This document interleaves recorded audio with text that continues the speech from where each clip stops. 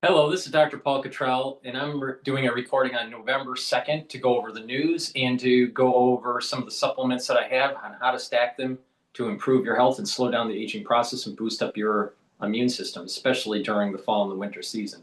Super important to prepare for this fall and winter season.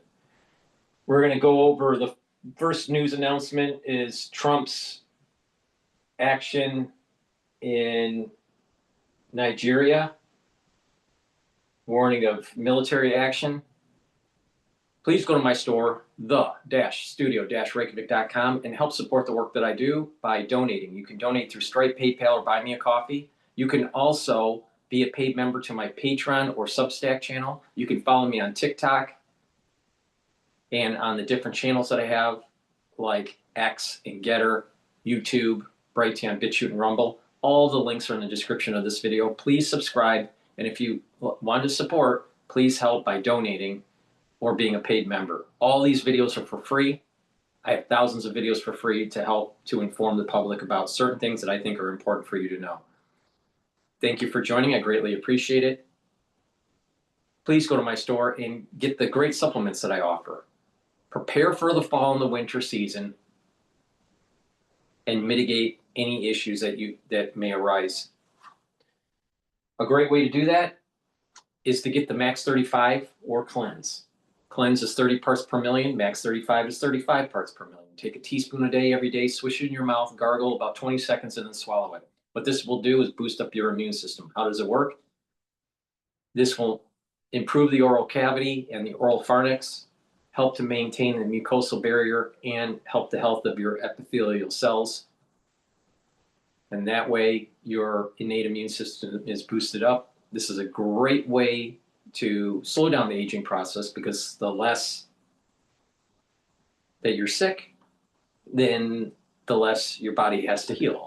And therefore, you slow down the aging process. Because if you notice, people that get chronically sick, they age faster.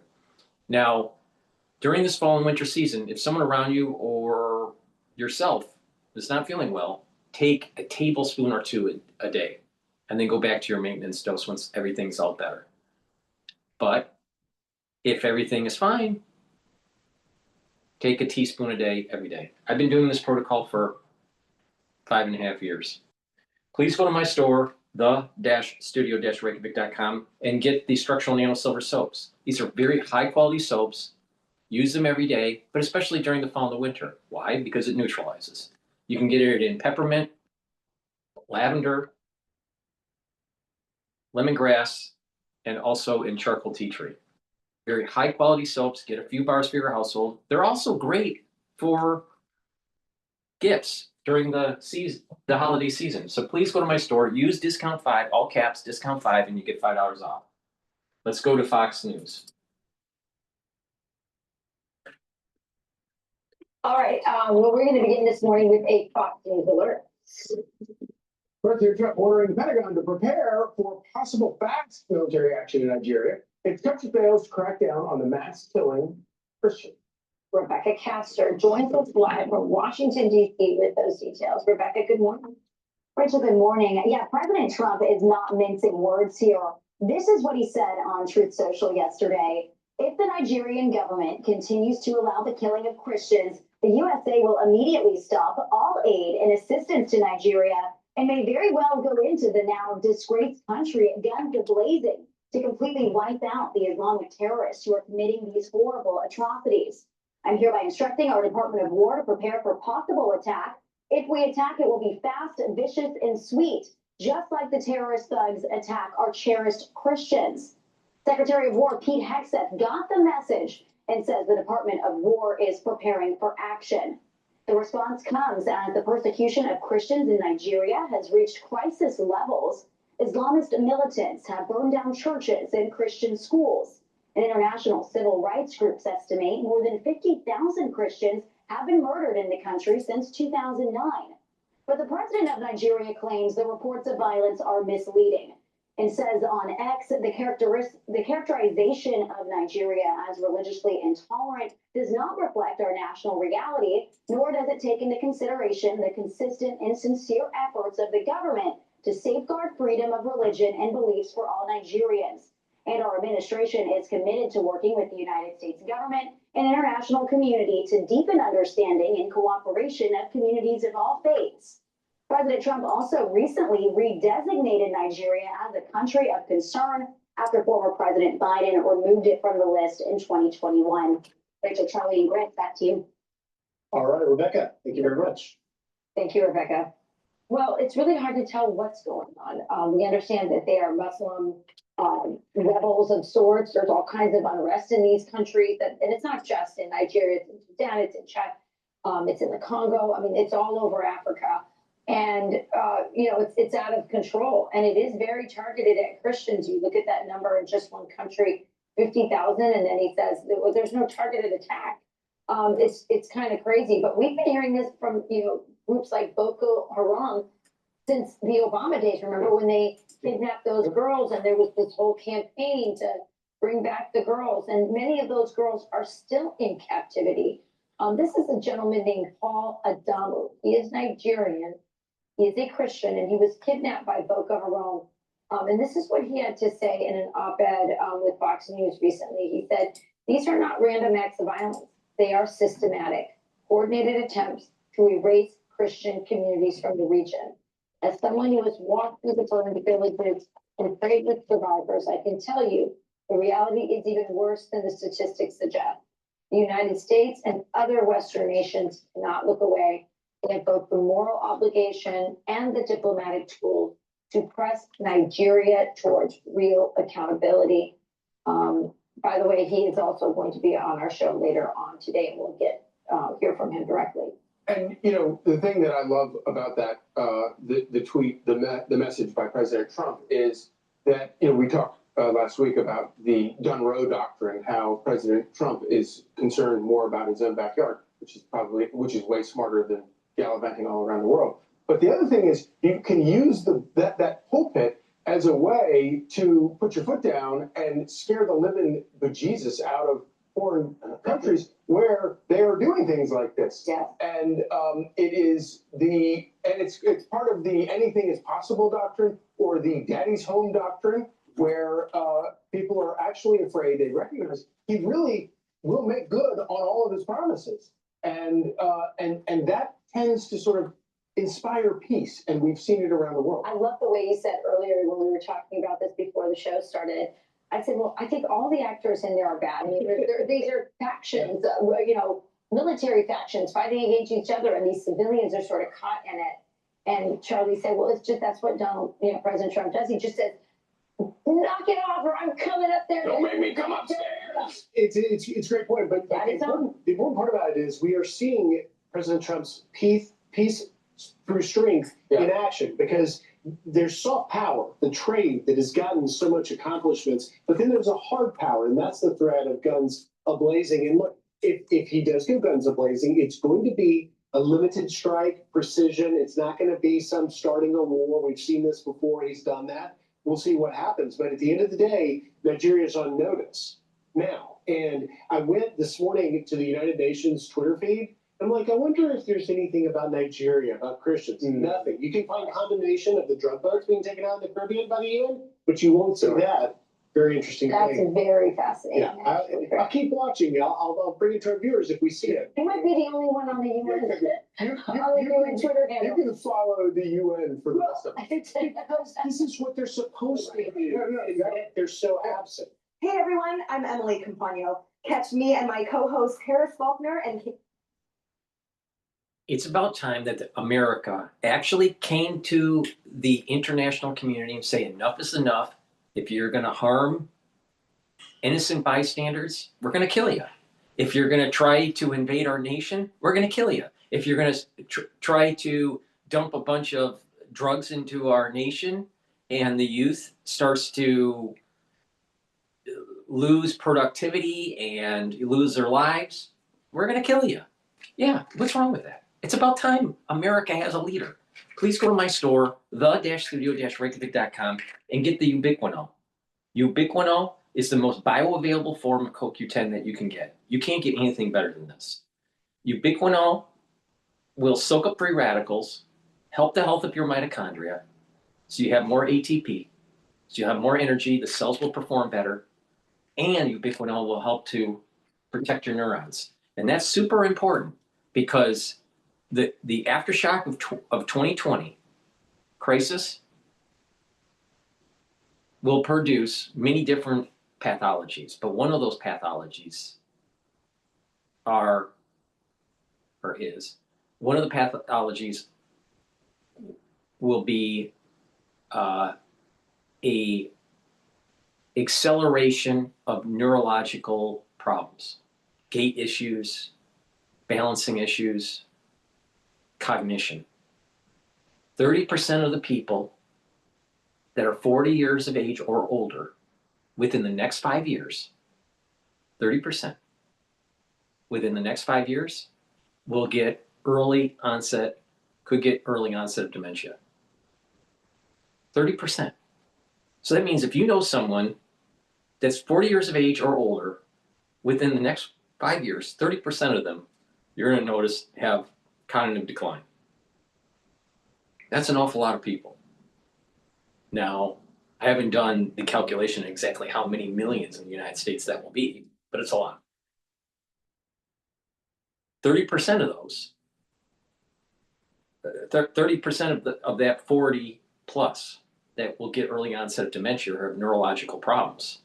70% of those, 75% of those, 30%, 75% of the 30% will get ischemic dementia, some sort of blood flow issue, either microclotting or microbleeding, and that will eventually slowly kill off the neurons. 24.5 to 24.9% will get amyloidosis, a building up of plaques. And there's different types. And what that basically is a misfolding of proteins. Now, a subset of amyloidosis is prion disease. 0.1 to 0.5% of the 30% will get prion disease. Most likely the 0.1%. But it's rare. So the far majority of the problem is going to be ischemic. You need to start protecting your neurons and improve your cardiovascular health. Please go to my store and get the ubiquinol to protect those neurons. Super important. Another thing that's important to pay attention to is your digestion. Your digestion, when you turn about age 40, your pancreas doesn't perform as well, no matter how healthy you are. Now, of course, if you're unhealthy, it probably is overworked, especially because of diabetes, overworked and will decline faster. But the point here is to lessen the load on the pancreas and to digest your proteins, carbohydrates, and lipids. You can do that with the digestive enzyme complex. This digestive enzyme complex, again, will digest the proteins, carbohydrates, and lipids to allow you to absorb them properly and to lessen the load on your digestive system. So you're reducing the stress on your pancreas. In addition, this has bromelain in it. So it will help to break up clots. Now, remember what I said about the 40 years of age and older getting early onset of dementia and having microclotting. You need to have bromelain and nattokinase to break up these microclots. They reduce these issues. Bromelain will help with that. Bromelain is fibrinolytic and will break up clots. In addition, this has the proteolytic enzymes that you will need to break up glycoproteins. That's super important for the fall and the winter season. So you need to pay attention to the aftershock of what we went through. There are different pathologies. One of those pathologies will be neurodegeneration. And there's different reasons for it. It's not cookie cutter. There are different reasons. Like I said, there's a 30% population, 40 years and older, that you'll start to notice within 5 years starting to have cognitive function issues and mobility issues, balancing, gait issues. You'll start noticing people going, having problems forming sentences, having problems writing. You might be even noticing it right now.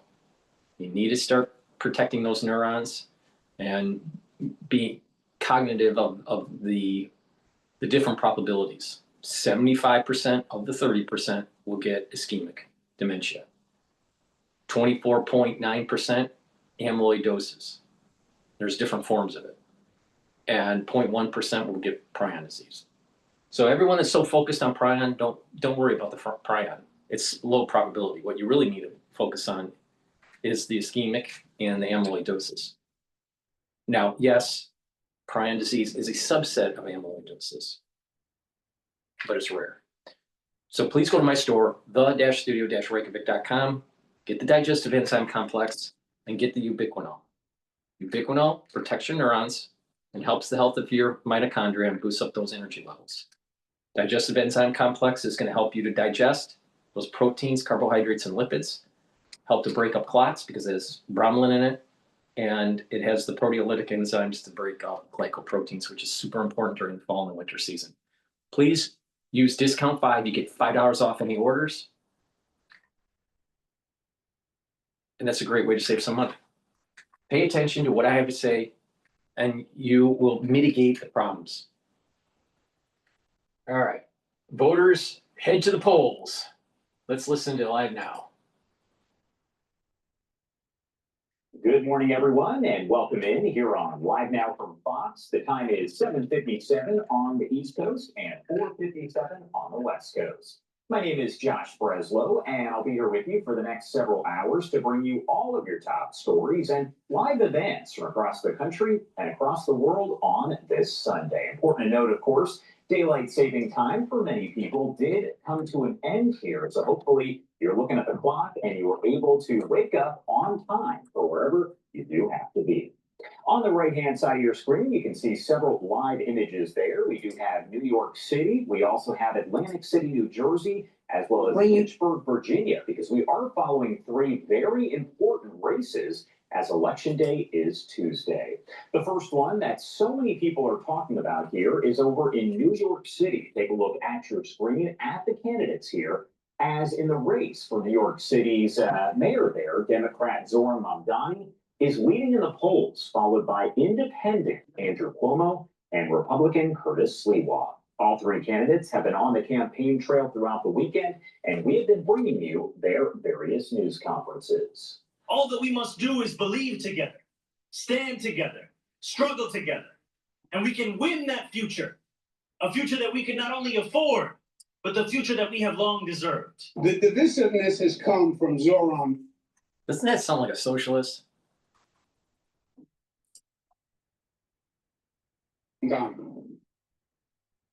I don't know if you're aware, but we're in a situation in this city where the Jewish community is frightened and upset, literally frightened to walk on the streets. And it's Mr. Mamdani who won't denounce the Intifada. This is an election that will not be determined by billionaires, influencers, or insiders, but you, the people, the blue-collar working class that are not represented, not by Zoran, not by Andrew and his influencers and billionaire friends, but by the son of blue-collar working class parents like all of you. And of course, once again, these are the 3 candidates for New York City mayor. And while many Republicans have called on Sliwa to drop out of the race to help Cuomo defeat Mamdani, Sliwa told me during an interview the other day here on Live Now that he will absolutely not be leaving the race. Now, there are some other big races that we are going to be covering here. Take a look. This is the race in New Jersey for governor. It is Democrat Mikey Sherrill versus Republican Jack Cottrell for governor to replace Democrat Phil Murphy. Another big race here over in Virginia. Republican Lieutenant Governor Winsome Earl Sears taking on Democrat Abigail Spanberger for the Commonwealth's top job currently held by Republican Glenn Youngkin. Now, we are going to be covering the election every day leading up to Tuesday, and on election night, you can watch all the action unfold with live results coming in as each of those races are called. Right now, I do want to bring in Casey Myers, professor and director of graduate studies at Virginia Tech School of Communications, to discuss all of this. And Casey, there is definitely a lot to discuss. Thank you so much for being here with us today.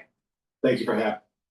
All right, so first off, the big question I do want to start with here, which of these races are you keeping the closest eye on? Because we're talking about three very big ones, but there's also other races as well.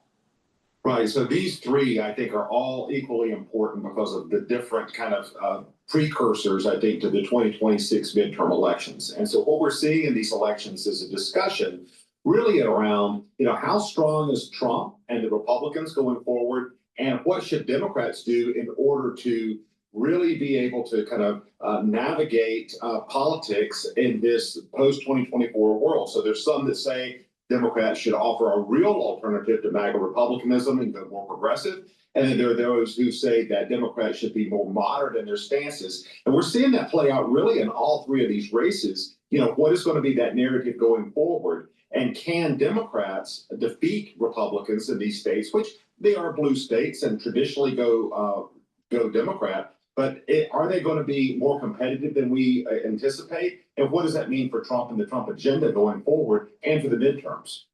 And I want to pull up this graphic once again to show you the three big candidates here that are running for mayor of New York City. This is a big race that a lot of people are watching, as I mentioned. And many Republicans, including President Trump, have said that Curtis Sliwa should drop out because then folks will vote for Andrew Cuomo and they will defeat Mamdani.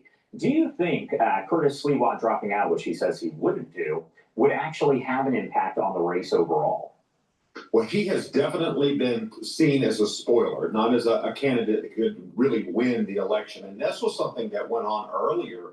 If you recall that the current mayor, Adams, dropped out, and as it was viewed as a spoiler, so to really kind of coalesce around Cuomo. I don't know if that would be enough because Mamdani really has the momentum going forward. And the interesting thing about this race is that what Mamdani has been able to do is he has been able to galvanize voters around this economic issue. And we see that also in the New Jersey governor's race, talking about the economy and affordability. And so it really has a lot of resonance across a lot of different voting demographics. And so I think it would be difficult, even with Sliwa out, for Cuomo to win. Now, that remains to be seen how accurate the polls are. But if the polls are at least somewhat accurate, I think that it's really a Mamdani win in New York. And talking about New Jersey, we know that Phil Murphy, of course, is the governor right now. He is a Democrat. However, it looks like the numbers, when you take a closer look at the polling, is fairly close between Jack Ciattarelli and, of course, Mikey Sherrill there. So is that kind of up for grabs at this point? This is an interesting state because it's such a blue state on the federal level, but sometimes they will elect a Republican governor, and they've done that in the past. So Murphy is term limited, and what Ciattarelli has really galvanized the voting base around is, again, this affordability issue. And Sherrill has run more as a moderate, but I think that there's some spillover from the New York City mayor's race into New Jersey's governor's race, where we're talking around kind of progressive politics and what does the Democratic Party represent. So you may see a Republican victory there potentially. Certainly the polls indicate that that's a very tight race. And it's also a race, I think, that it centers around a lot of the same themes around affordability and taxation. I think that Sherrill and the Democrats are trying to make the race more of a referendum on Trump. And to the level that is going to be successful kind of remains to be seen. What Republicans have to do in that state is win the Trump base and also win some independents and some Democrats. Trump did better in New Jersey than anticipated in 2024. So that may be a Republican victory potentially. Again, that's a very close race and one that we'll be watching. I think everybody's going to be watching come Tuesday. Yeah, I think a lot of these races, a lot of folks have said, well, this is not a midterm election year. It's not a presidential election year, but we know that there has been kind of record turnout. Jack Ciattarelli actually just posting this a short time ago, maybe 5 minutes ago, saying election day is only 3 days away. Republicans are energized and ready to take back our state, but only if you show up to vote. Plan your vote. It's time to flip New Jersey red. As you mentioned here, I actually spoke with Ciattarelli earlier on this week, and he told me during an interview that essentially While New Jersey is normally a blue state, he says when it does come to governor, it's more purple. So that's interesting to note as well. I do want to pop this up here because we have another big race we've been talking about, and it does include the current lieutenant governor there, Winsome Earl Sears, running as a Republican to replace Glenn Youngkin, and also Abigail Spanberger, who is a Democrat. Yesterday, during Spanberger's different rallies that she did hold, we actually heard from former President Barack Obama. What does an endorsement like that mean? When you have someone who is a former president, does that have any sort of impact? Or essentially, would you say that, well, if they're going to vote Democrat, they already were going to vote Democrat? You know, these endorsements, there's a lot of question around how valuable they really are. I think what they do is motivate base voters to get out. I think that they also, if you were predisposed to vote for let's say, Spanberger, and you like Barack Obama, you'll be more likely to go and vote. I don't know that it makes an independent necessarily go and vote for Spanberger, or a Republican go and cross over and vote for the Democrats. I think that this race is one around turnout, and one also that has a real kind of narrative that is paralleling is the national discourse around Trump and MAGA. So within Virginia, you have such a large amount of federal workers in the northern part of the state. The shutdown, the Doge furloughs and reductions in force that went on earlier this year really has played out in this state. And again, similar to New Jersey, what a Republican needs is what they did in 2021, where they get Republican support, they get independent support, and some Democrat support. And so Earl Sears is trying to recreate that coalition that she was really part of in 2021 when Governor Glenn Youngkin won in Virginia. So whether or not she's going to be able to do that, the polls seem to indicate much more of a Spanberger victory. There's been some down ballot races in Virginia that have created some levels of controversy, particularly in the attorney general's race that I think Republicans hope kind of spill over into the governor's race. Not sure that that's going to happen, though. But again, I think this is a race where we're really seeing nationalized politics play out at the state level. What does whatever happens here during these elections on Tuesday, what kind of impact does that have on 2026? Does it tell us anything about what really to expect? Well, I think it tells a few things. It's hard to take these one-off election year races for governor in two states that are largely blue and say this is somehow representative of the larger national election in 2026. But I do think that it is a first step to look at, okay, what are Democrats going to say in 2026? What is their talking points going to be? Are they going to run as a centrist party? Are they going to run more progressive? And I think there's a question also around what are the issues. So what we've seen in all of these races is a larger economic message going on around affordability, taxes, and other issues. So again, I think that that's what we see in this race is a precursor to what the races in 26 are going to be talking about and how Democrats are going to position themselves. It's also a referendum on the Trump agenda. All right, Casey Myers, as always, thank you so much for taking the time to join us here. Please go to my store, the-studio-reykjavik.com. Support the work that I do and fight tyranny. Fight against the socialists and fight against communism. Support capitalism by going to my store, the-studio-reykjavik.com, and get the magnesium and zinc and the vitamin C and magnesium. Why? Because this is going to boost up your immune system so you weather the fall and winter season better. Magnesium and zinc will boost up that immune system and help with brain function. And you will need to protect your brain, trust me. Vitamin C and magnesium will help with your skin, boost up your immune system, and help with brain function. In addition, magnesium and zinc increases the efficacy of vitamin D3. Stack these together to get the max benefit. Drink it with filtered water. Please go to my store, the-studio-reykjavik.com. Use discount 5, all caps, discount 5. You get $5 off and get the magnesium and zinc and the vitamin C and magnesium.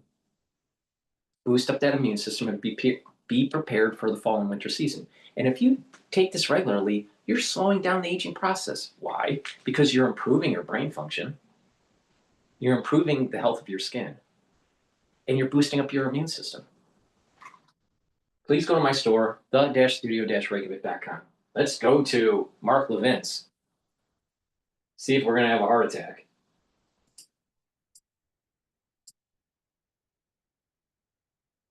Mamdani is our friend Sudi Jasser. Dr. Jasser is a medical doctor who is also commander in the Navy, and he's a Muslim reformist, American Islamic Forum for Democracy, and he's also a candidate in Arizona's Republican primary in the 4th.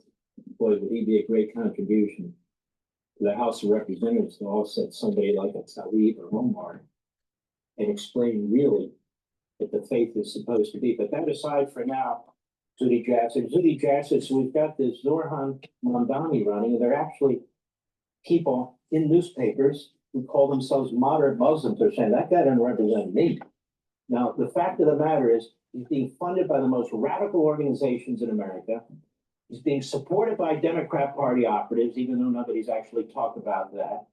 He's being supported through his mother and their social posts, the government of Qatar. I mean, this guy's got all the wrong actors supporting him, doesn't he?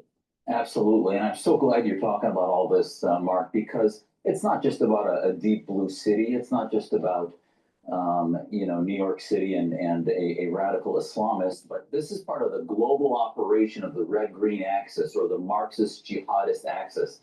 And as it may be likely that on Wednesday, New Yorkers wake up and have a mayor that would probably be more ideologically in line with Gaza City than with New York City, you probably look back and say, well, this just didn't happen overnight. Many of us reformers have been talking about at the Ground Zero Mosque saying that doesn't represent us. It's a bad idea. I had pieces in the Wall Street Journal, the New York Post talking about it. Congressman Peter King and I over years and multiple other Muslims testified to Congress about what was happening in New York City and the radicalization. Mamdani comes from the farm team of the Democratic Socialist Party of America, the radicalized wing of the Democratic Party that now is producing this anti-American foment. And if people want to see where New York City is heading, the reason this is so important, Mark, it's where London headed. Sadiq Khan has been the mayor of London for almost 10 years now, and they've seen multiculturalism, identity politics unravel and destroy British identity. And the UK now is just surrendering to foreign interests, to Qatari Hamas sympathy and other things where counterterrorism programs trying to. It's a caliphate. When it comes to Mamdani, the larger picture here is a caliphate taking over Western culture. On top of pushing Marxism. So it's coming in, trying to get the will of the people, the stupids, the plebs, the will of the people that don't know any better to gravitate to policies where it's, you'll get things for free. It's everything, socialism's so great, yeah, blah, blah, blah, right? They buy into it. It starts to degrade the society, and then there's a Muslim takeover. So there's this combination of a Muslim takeover and Marxism. Now, what did I say about the protests that were happening on campus in 2023 and in 2024 when Israel started military operations in Gaza? I stated that the ones that are protesting in the United States that are pro-Palestinian, pro-Hamas, pro-Hezbollah, anti-Israel, these types of people, there's an element of a BLM and there's an element of a jihadist movement all wrapped up.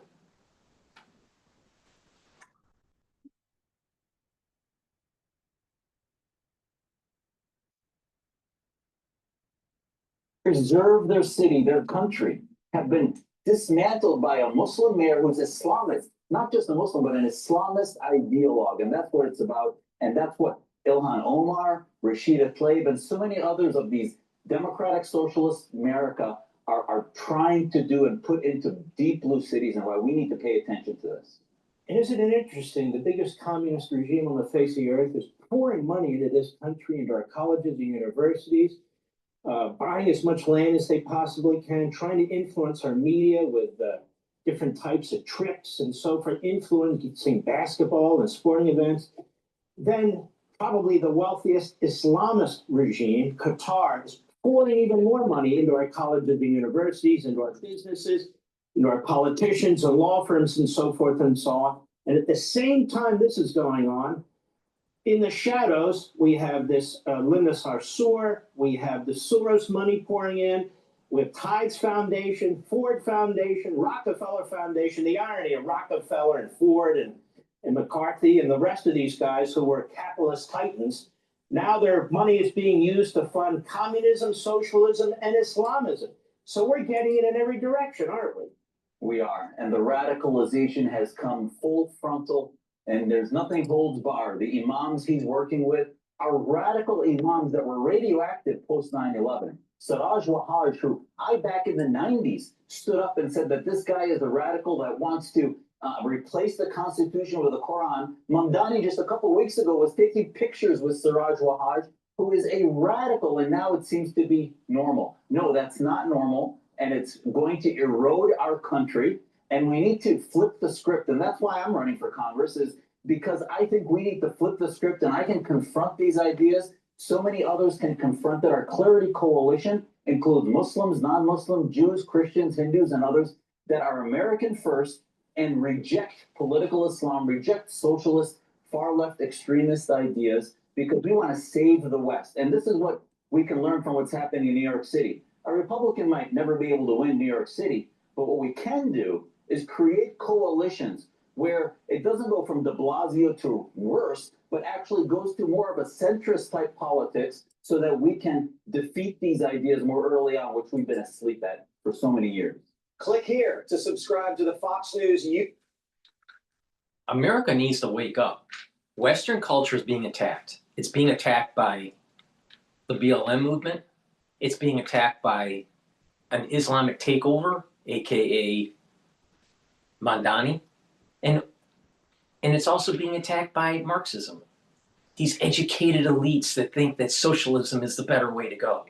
Really? It's never worked. Socialism has never worked. And the grand experiment took place right after World War II between Western Europe and Eastern Europe. And Eastern Europe, under the umbrella of the Soviet Union, failed. Please go to my store, the-studio-reykjavik.com, and get the vitamin B complex. Why? Because the first 4 B vitamins helps the health of your mitochondria and helps with the electron transport chain to produce ATP. You need lots of ATP. When you get older, you produce less ATP, and therefore that's the reason why you have zero energy. Vitamin B complex also helps with cellular metabolism. If you notice that people are older, their metabolism is not so good, well, you need to boost it up. If you want to slow down the aging process and reverse the aging process, you need to have more energy and a higher cellular metabolism. And vitamin B complex helps to protect neurons. If you notice people that are getting older, they don't have good gait or balancing or even cognition. You need to reverse that. How do you do it? You reverse aging and you protect your neurons and boost up your energy levels and rev up your metabolism by taking the vitamin B complex. Now, if you don't take it, don't be surprised that you age faster. Olive leaf extract. It will help with your immune system and your cardiovascular system. Bringing down inflammation and help to control those lipid profiles. When you do that, you're reducing plaque formation, so your cardiovascular system is better. And by bringing down systemic inflammation, you're helping your immune system. Guess what? When you look at people that are getting older, their immune system goes down, their cardiovascular health goes down. Take olive leaf extract and slow the aging process down.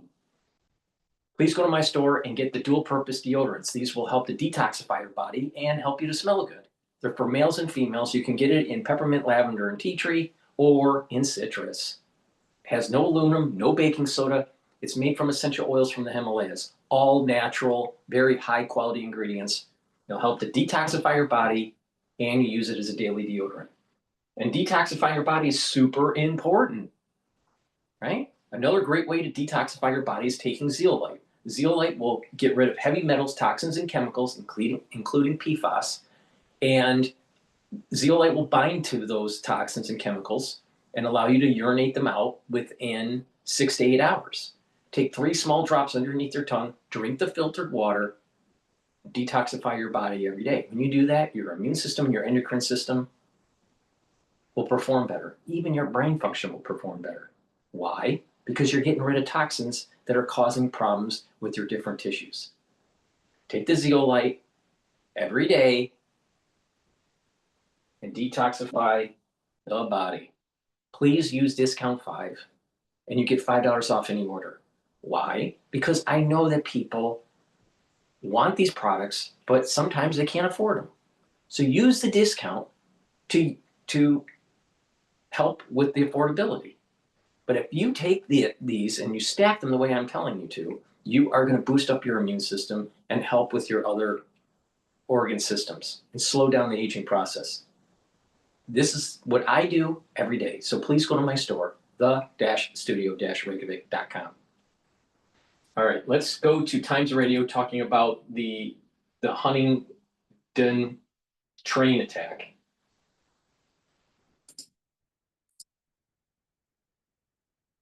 I fear the media may be slightly disappointed in the press conference, and that's simply a matter of now the hard work really has to begin of tracing and interviewing all witnesses, and particularly those witnesses that are probably the most important, the ones who've actually been injured or who are close to the ones who were badly injured. There will be a whole process of forensic examination of the victims, of the perpetrators, and of the train and the train platform, which takes days, not hours. Let's bring you what we know so far. 10 people are in hospital, including 9 who have life-threatening injuries after being stabbed on a train in Cambridgeshire. The train had just left Peterborough when the attack is understood to have begun, and around 14 minutes later, it pulled into the next station, Huntingdon. It was not scheduled to stop there, but that is where the attackers were stopped and arrested. One passenger, called Gavin, described the scene on the train. There was multiple people that had been stabbed that were making their way down, but the suspect had also come off the train as well. So while we were being told to come out of the station, the suspect was obviously run rampant as well. And I don't know the reason. No one knows the reason why. Kate Finley is content editor at Cambridgeshire Live. She told us what happened last night. The attack took place on a train that was travelling from Doncaster to London King's Cross, and that departed at 6:25. It was reported that the incident started after people boarded the train at Peterborough at about 7:30. It then made an unscheduled stop, as you mentioned, at 7:39, and that's around about the same time that the emergency services were called as well. Within those couple of minutes, it was met with armed police at the scene, and there was a sea of blue lights, essentially, with paramedics, air ambulances, everything that one could possibly throw at an incident like this at the scene. And within a few minutes, 2 suspects were arrested. Well, earlier on Times Radio Breakfast, we heard from the independent travel correspondent Simon Calder, who says train staff, signallers and the emergency services acted remarkably. What an extraordinary performance it was on behalf of the train crew, particularly the driver, network rail signallers, the armed police, who in the course of 14 minutes, and we know this rolled out from the departure of the train on time at 7:30, they managed to coordinate everything so that this train, instead of running through the middle of Huntingdon station on the fast lines with no platform at 125 miles an hour, they actually got it to stop where armed police were waiting. Well, we also heard from a former counter-terror chief at the Ministry of Defence, that's Chip Chapman. He explained how the investigation will now proceed. The first thing they do is exploit all the different computers and phones of those 2 assailants. We don't actually know it was 2 assailants. There may only have been 1. People talk about 1 at the moment. So really what they're looking at is, if this was a terrorist attack, is another attack coming? Was it one person or a network? Is there a foreign link? What role did the community play if this was plotted? All those sort of things. So again, those are things, if it was in, we need to either confirm or deny in terms of that sort of exploitation, but that's what they'll be looking at. Now, mass stabbing on this scale is highly unusual, so I don't want to underplay this.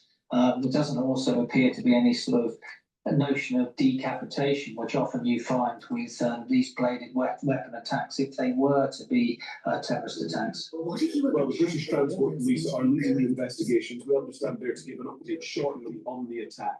We're expecting a news conference to start at 10 o'clock. Of course, timings are always subject to change in these circumstances, but we will bring that to you when we can.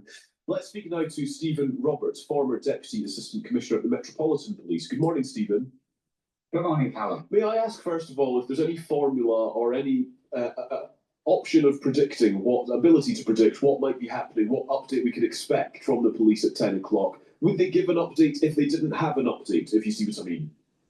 I think, having promised an update, they will give one, albeit the time may get delayed. But I would expect them to really stick to the bare facts of what they have at the moment, probably not giving you much more information than you already have.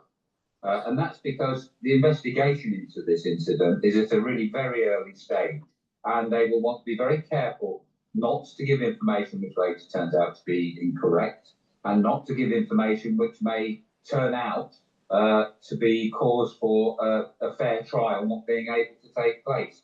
So I fear the media may be slightly disappointed in the press conference, and that's simply a matter of now the hard work really has to begin of tracing and interviewing all witnesses, and particularly those witnesses that are probably the most important, the ones who've actually been injured or who are close to the ones who were badly injured. There will be a whole process of forensic examination of the victims, of the perpetrators, and of the train and the train platform, which takes days, not hours. Yeah. And then there will be this process of interviewing the prisoners eventually. Plus, over to one side, there'll be an intelligence cell trying to pull together everything and anything that we know about what has happened, everything and anything we know about the individuals involved, and try to build up a picture in order to help the investigating officer, the senior investigating officer, to pursue this crime and put the right people with the right evidence in front of a court. There is a sort of reasonable level of consternation from our listeners, some of whom were texting this morning, Stephen, about why we don't know more about those that have been arrested. We were reading out earlier the guidance from August that had something of an update from the National Police Chiefs Council and the College of Policing, which said that the nationalities and ethnicities of attackers in such circumstances that might be similar to this should be considered for release around the time of charging, and clearly we're not at that point yet. Can you help us understand why we don't have more information on who's been arrested now? It's very simple at the moment. Chaos is always the rule of the day at the start of these incidents, and it takes some hours to really understand what you've got and who you've got. Yeah. There may be a question, there certainly will be a question of any prisoners being examined to be fit to be detained physically, but there may also be a question, and if I were the senior investigating officer, I would make sure this happened, of having them examined as to their mental state to make.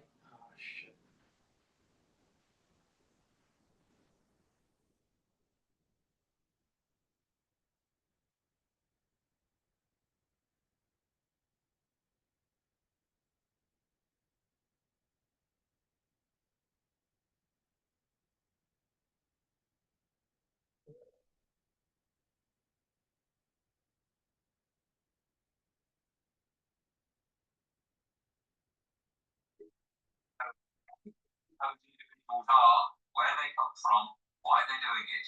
Just take time and find. The senior investigating officer will not want to jump the gun and say anything that may not turn out to be correct. Do those who have been arrested have, for example, rights if they are arrested of an evening? For me, if I was the police, I would want to interview them all night long and get as many questions in as I possibly could as quickly as possible. But for example, are they allowed rest time, those who have been arrested? Are they entitled to sleep? Yes, they are. And quite often, a decision will be made in very serious circumstances.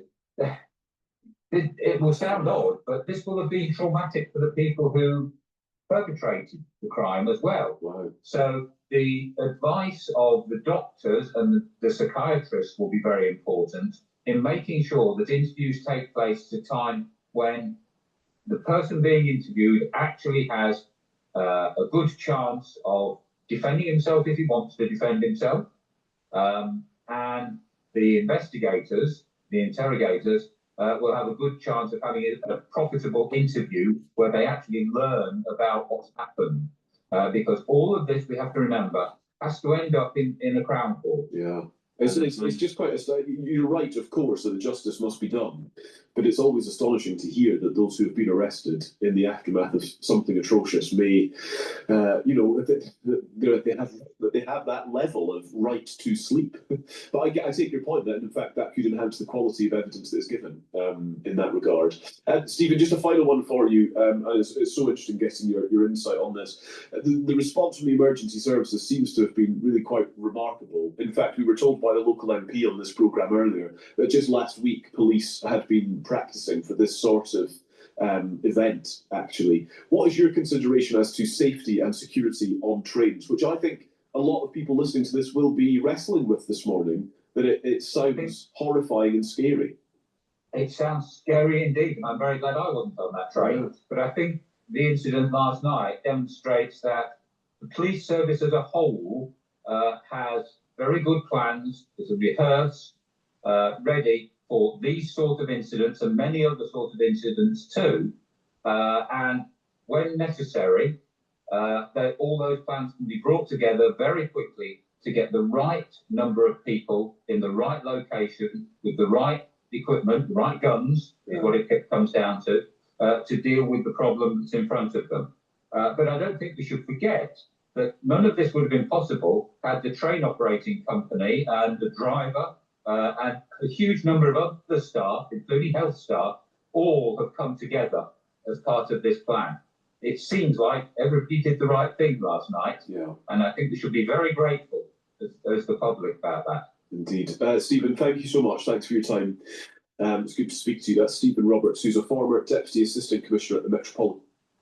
I've been noticing that the last few days, there's been a lot of either stabbings or shootings. There's another shooting that's taking place today. I think it was in Chicago. I'd have to double check on the location, but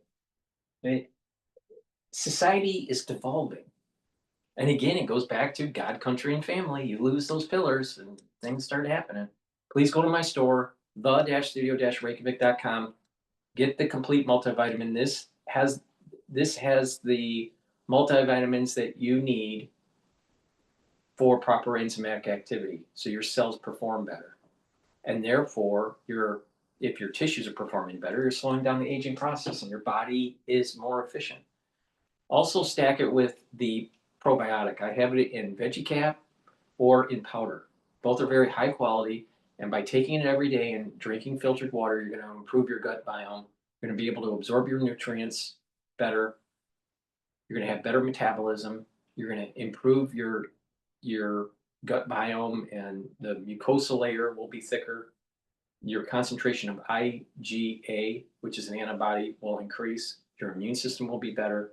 You'll be able to sleep more consistently, and that will help with detoxifying your central nervous system, consolidating memory, and to be well rested. With good sleep, you will be slowing down that aging process. And also, a good gut biome will help with your skin. And with a good gut biome, you're improving the communication between your gut and your brain, and your gut and your liver. Your metabolism will improve. You'll get rid of that brain fog, and you'll be able to concentrate better. So you get a lot of benefits by having a good gut biome. Good health starts at the gut. So please go to my store and get the probiotics that I offer. You can get it in veggie cap or in the powder form. I take the powder form because I take all these different powders, like the collagen and the gladiator barley and the boomer boost and the lignans. So it's just easier for me to do this. So please go to my store, the-studio-reykjavik.com. Take my advice, get the probiotics and get the complete multivitamin. And that's the foundation to slow down the aging process. Please go to my store, Use discount 5 and get $5 off any order. It's the-studio-reykjavik.com. Click the link, go to my website, and get the great products that I offer. All right, the next video that I want to go over is about AI. Will be a big part of many industries.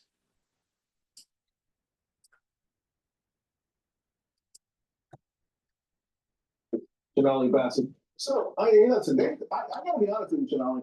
They cut a lot more from their balance sheet than I thought they would. You know, go back a couple of years and they said we're going to, because there was a time when we thought $1 trillion was inconceivable. And then it just felt like, okay, 9 trillion, 10 trillion, but they have cut a lot.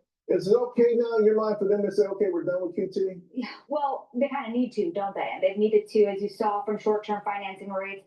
For a little bit now, there's a big divergence between all that easy money you see in the market and what's happening in the plumbing under the hood. What happened here? Look at this chart. That was 2008. That was crisis mode. That was 2020. That was crisis mode. So you're right. They were able to take a bit off, but we Hey, I want to rewind this because I thought she was on Bloomberg. She left Bloomberg and now. That was 2008. That was crisis mode. That was 2020. And she went to iCapital Chief Investment Strategist now. But I'm pretty sure she was a Bloomberg reporter.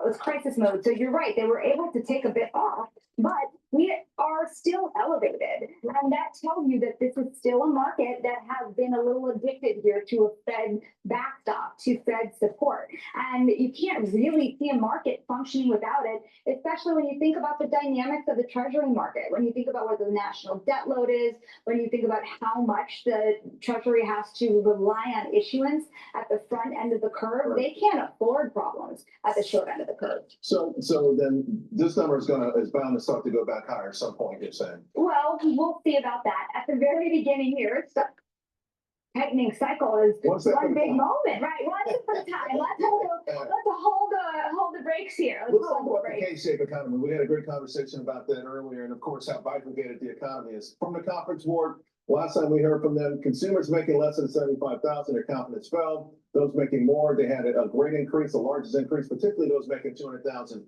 And this, even though we sometimes talk about young and old, younger consumers earning over $75,000 have been the most optimistic overall. So there are two economies, and how does the Fed address this one economy that's getting smaller baskets when they go shopping?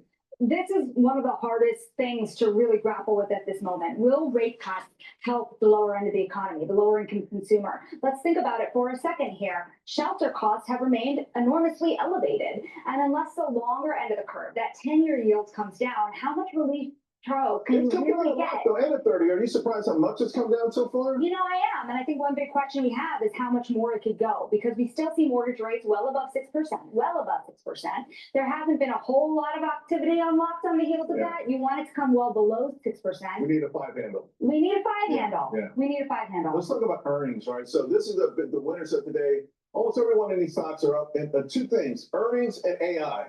Caterpillar say, hey, we're an AI story now. Seagate, Western Digital, been resurrected as new AI plays. Corning, we know, making stuff with Apple, just almost all of it. But outside, if you don't have an AI story, it feels like your stock's not moving this earnings season. Well, AI is going to be a big part of many industries now, and we see it just from the deals struck in the last couple of days. Didn't we? A wide range of companies. That means telephones. That means finance, that means just a massive range here starting to see the benefits. Now, I would actually want to pull it back to one other point here, though. When you're looking at this AI story take off, equally, we have seen some very interesting large headlines tied to job reductions that are now drawing a lot of questions around, does this AI boom come at the cost of labor? Investors are demanding two things, Charles, right? They're demanding CapEx and they're demanding buybacks. They're not necessarily demanding investment in the labor force. Right. I mean, listen, that's historically we've seen headlines, XYZ company lays people off, stock goes up. That's always one of the reasons I say the economy is not necessarily the stock market, but the selective market. Yeah. The equal weight, the inability for the equal weight has just come down tremendously. Historically, equal weight always does better than cap weight. It has until recently. Is this trend with us for the next foreseeable future? How frustrating is this chart? When you look at the market, you do see, even in the last month, you saw some of the froth get picked out of it, but really very elevated still. It's unprofitable top tech names. Right. It's a golden basket of most shorted names. It's stuff that's not the highest quality necessarily that's getting the biggest bid. So yes, you need to see AI, but I would also argue that even the companies that are seeing AI are not even seeing the biggest lift yet if you're outside of those top 10 names. Real quick, Microsoft, Alphabet, Amazon, the big reports are coming in. What are you expecting? CapEx spending to be at where expectations are or higher. I would say watch for the higher. We argue that actually expectations were kind of low coming into the cycle for EPS growth. These companies are spitting off tons of cash flow. And so there is a little bit of room here for more CapEx and some of the names, even some buybacks. And so listen, the bottom line is, to your point, that's what investors want to hear, and most likely they will. Want to talk to you some more? Join us at the panel later? Yeah, I'll do that. Appreciate it. Of course. I wonder why she left Bloomberg. I wonder if she was forced out or if she left voluntarily. Please go to my store, the-studio-reykjavik.com, and get the Boomer Boost. Boomer Boost has 68 nutrients. This has a very comprehensive compound profile shown on the screen here. You can read the label on my website. This will focus on multiple systems. This will help to boost up your energy levels and rev up your metabolism. It will help with your heart and your vascular system. It will help with your brain function, help with musculature, also help with controlling your A1C levels. You should be doing some resistance training, a little bit of cardio. A good mix is about 65-35 split, heavy on the resistance training. You should always be more on the resistance training than the cardio. Do some balancing exercises and stretching, super important. So a holistic approach, eating properly, staying away from processed foods, drinking filtered water, that's going to help. But taking a supplement that has the nutrients that you need to slow down the aging process is really important. This will do that.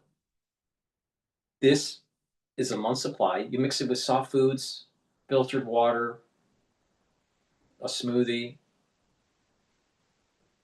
even with milk. But you take it every day. And within 72 hours, you're going to notice you're going to have a steady burn of energy, no crashing, and you're going to have more vitality, and you're going to be moving around more. You're going to be able to get more done in your day. You'll have more vitality. And over time, you're going to start noticing in the mirror that you're slowing down the aging process. And we're doing this. You're helping your immune system and your endocrine system and your other systems that I just mentioned, your brain function and your cardiovascular. Really important. So please go to my store, take this. It's super important. And it's one of the pillars to my anti-aging protocol. The foundation, the multivitamin, and the probiotic. The first pillar, max 35 or cleanse to boost up the innate immune system. C60 is the second pillar to soak up free radicals. The third pillar is the turmeric, ashwagandha, and lignans to boost up that immune system and help with your cardiovascular health and your brain function. And taking the Boomer Boost, rev up that metabolism and increase those energy levels. When you do that on a regular basis, you're slowing down the aging process. And you'll have more vitality. Another great supplement that you should be taking, especially during the fall and winter, but you should be taking it every day, but especially in the fall and winter, is the vitamin D3. Vitamin D3 is a cofactor for gene expression. It also helps to get cells to go into apoptosis if they're infected. This is the reason why it's important to take in the fall and the winter. And vitamin D3 helps to absorb calcium. When you absorb calcium and you're doing resistance training, you're helping with your bone density. In addition, taking vitamin D3 regularly, especially coupled with vitamin K2, MK7 molecule, you will help not just your bone density, but also your cardiovascular health by pulling some of that calcium depositing out and reducing calcium depositing around plaque formation. Please go to my store, the-studio-reykjavik.com, get the vitamin D3. And the collagen. Collagen is dual purpose. It helps with your skin, your nails, your hair, your musculature, your bone density, your cartilage, and your joints. Take it every day. This is a month supply. It has a very comprehensive amino acid profile. Please go to my store, the-studio-reykjavik.com. Get healthy. Use discount 5 and you get $5 off any order. All right. Tech Giants said, Tech giant says Trump's energy shift saved America's AI race.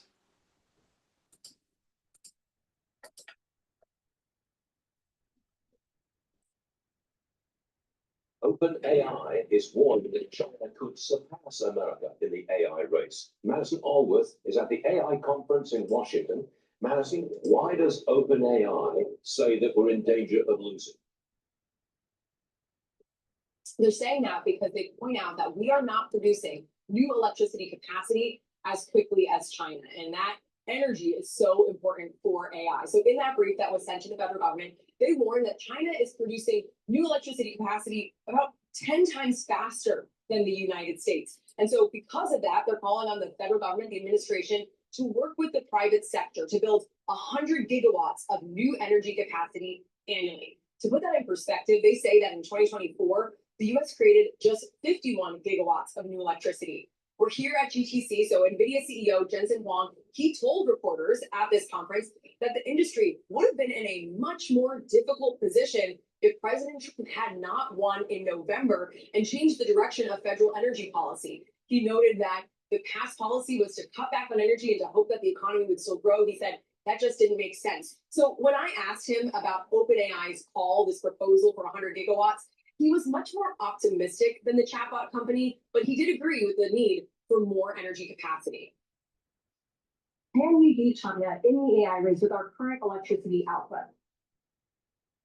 The United States is ahead in the AI race, and we have to stay ahead in the AI race. President Trump has been very pro-energy growth. If not for that pro-energy growth perspective and that initiative, we would be in big trouble. There's no question about that. We need a lot more energy to sustain the growth of American industries. We're going to manufacture chips, which needs energy. We're going to manufacture systems that needs energy. We're going to manufacture AI that needs energy. So we need a lot more energy.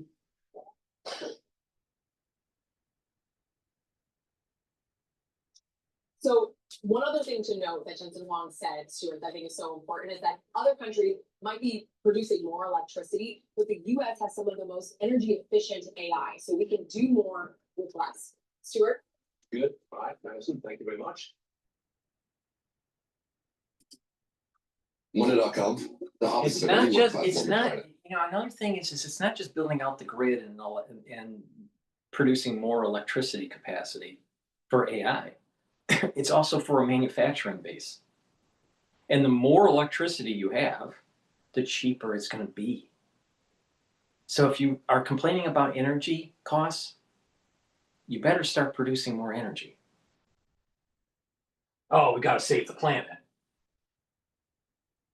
The planet doesn't need saving. It's mankind that needs saving. Please go to my store, the-studio-reykjavik.com. Get the lignans. Lignans will soak up free radicals and bring down inflammation. This will help your immune system and endocrine system and your cardiovascular health and brain function by bringing down inflammation at the cerebral level. You're helping the health of your neurons. Turmeric will soak up free radicals and bring down inflammation. Again, helps with your immune system and your brain function and your cardiovascular health. And ashwagandha root brings down cortisol levels and helps to control blood glucose levels. When you do that, you're helping your cardiovascular health. You're reducing plaque formation, very important. It's helping you to boost up your immune system and bringing down inflammation at the cerebral level, and getting better blood flow is going to help with your neurons. So this is a powerful stack to slow down the aging process. Ashwagandha, lignans, and the turmeric. Take them together. It's part of my anti-aging protocol. And again, this will help to boost up the immune system. This is an important stack to take for the fall and the winter season, but you should be doing it every day. And again, it'll help with your immune system, your cardiovascular system, and also your brain function. Because bringing down inflammation and controlling blood flow, getting better blood flow to your brain, is very important for a healthy microenvironment for your neurons. All right, let's go over. Andrew now loses his defense or his vice admiral title. Our guidance and lead from the king here. We've seen Andrew relinquish all the honorary positions he's had in the British military, bar one. And that last remaining title, we're in the process now of removing. Let's go straight to the Defence Secretary, John Healey. Good morning to you. Good morning. I want to ask you first of all about the stabbings on the train. Do you think there should have been already more information from the police about the alleged perpetrators? Well, first of all, it's shocking. I was on that very service just a few hours before the attack yesterday with my wife Jackie. I use it every day to get home to Rotherham, and what's emerged from the pictures and the reports from the passengers is truly horrifying. The investigation has begun. I welcome the fact that police are set to give the public as much information as they can, as soon as they can, and that first press conference is scheduled to take place any moment now. That's obviously the right thing to do. But we do live in an internet age and major social media, and clearly there are things already circulating from eyewitnesses about what went on. And we've had this question arising in Southport and elsewhere as to whether, one way or another, it's best to get as much information as you can about the background of people responsible for this because of the obvious sensitivity. Watchman's been fantastic. They send me things in savings accounts and some checking. Why not do it in an account that can leave all? We can still maintain our independent finances where we want them. Co-manage the account and we co-manage our lives. It has definitely worked out for the better. When you travel well, your ticket can take you to more than just your destination. It can take you to new shared memories. Not quite right. I mean, a very rapid response from the emergency services as well as from the passengers, and quite right that the British Transport Police is set any moment to do their first update for the public. As much information as they can will be released. They're doing it as soon as they can, and they're doing it rapidly. And no one can control sort of speculation that we see on the internet. What we can do is make sure that the investigation is conducted properly, and that's begun. It's being led by the British Transport Police with local police and supported by counter-terrorism police. And when the police have that information, they will release it as soon as they're able to do so. Moving to your own brief, and of course we are in the remembrance period when the service of the armed forces is commemorated. You are announcing today a $9 billion upgrading of accommodation for people in the services, affecting it suggested 40,000 homes. Have you definitely got the money for that, or is this just an aspiration? No, we have the money. This will be possible because as a government we've made the commitment to increase defence investment by a record amount since the end of the Cold War. And you're right to make the link to remembrance in this remembrance period ahead for next Sunday. That's a period when the nation remembers the sacrifice of those who gave their lives for our freedoms. But it's also a moment when the nation recognises the service of those in uniform today. And this is a chance to fix a long-run scandal. It's a chance to upgrade 40,000 homes, likely rebuild 14,000 of those. But I'm also determined that it's a chance to supercharge the building of new homes that we need on surplus defence land, with forces first at the heart of that, which means that military personnel and veterans will get priority over purchase of those homes. It means that the receipts from those developments will be recycled for more housing. And this is the way that we help boost our house building for everyone. And it's a way that we help see defence drive economic growth across the UK. So where is the money coming from, and over what period are we talking about this 40,000 figure? So I've said we'll put an extra 1.5 billion into military family homes in this parliament. It'll be part of a total of 9 billion over the decade, and that is more than double the 4 billion that the Conservatives had in their plans before they lost the election. And that's from your defence budget. That's fully funded, and our increase in defence spending is fully funded, and it's funded by that decision that we've taken to switch money directly out of overseas aid into defence, to recognise the fact that we're in this new era of threats and we require a new era for defence. And that's what I, as Defence Secretary, am determined to lead, a combination of new leadership, new investment, and deep reform. Do you think this is part of a move across society towards more public housing, because frankly, the private sector is not producing enough socially affordable homes? Well, we're launching our review tomorrow and making the 9 billion commitment today. It's 6 months after the election. You saw me step in to end the worst ever Tory privatisation and buy back 36,000 military family homes into public ownership. Today's the day when we're making a fresh investment to upgrade those homes, and a commitment with a plan for the next decade to make much better use of public land, defence surplus land, not the Tory fire sale that we've seen in the past, but making sure that... I'm going to pivot to another video. Officials believe Harvard Medical School explosion was intentional. Now, if you look back in history, Harvard University, especially in the last, let's say 12 years or 10 years, have had explosives or certain explosives go off, or suspicious explosives on campus. All right, if you query it, let's say on YouTube, you'll notice that this has been a problem for at least 11 years or so. Not specifically to the medical school, but the overall campus. But let's listen in to this particular event that took place yesterday.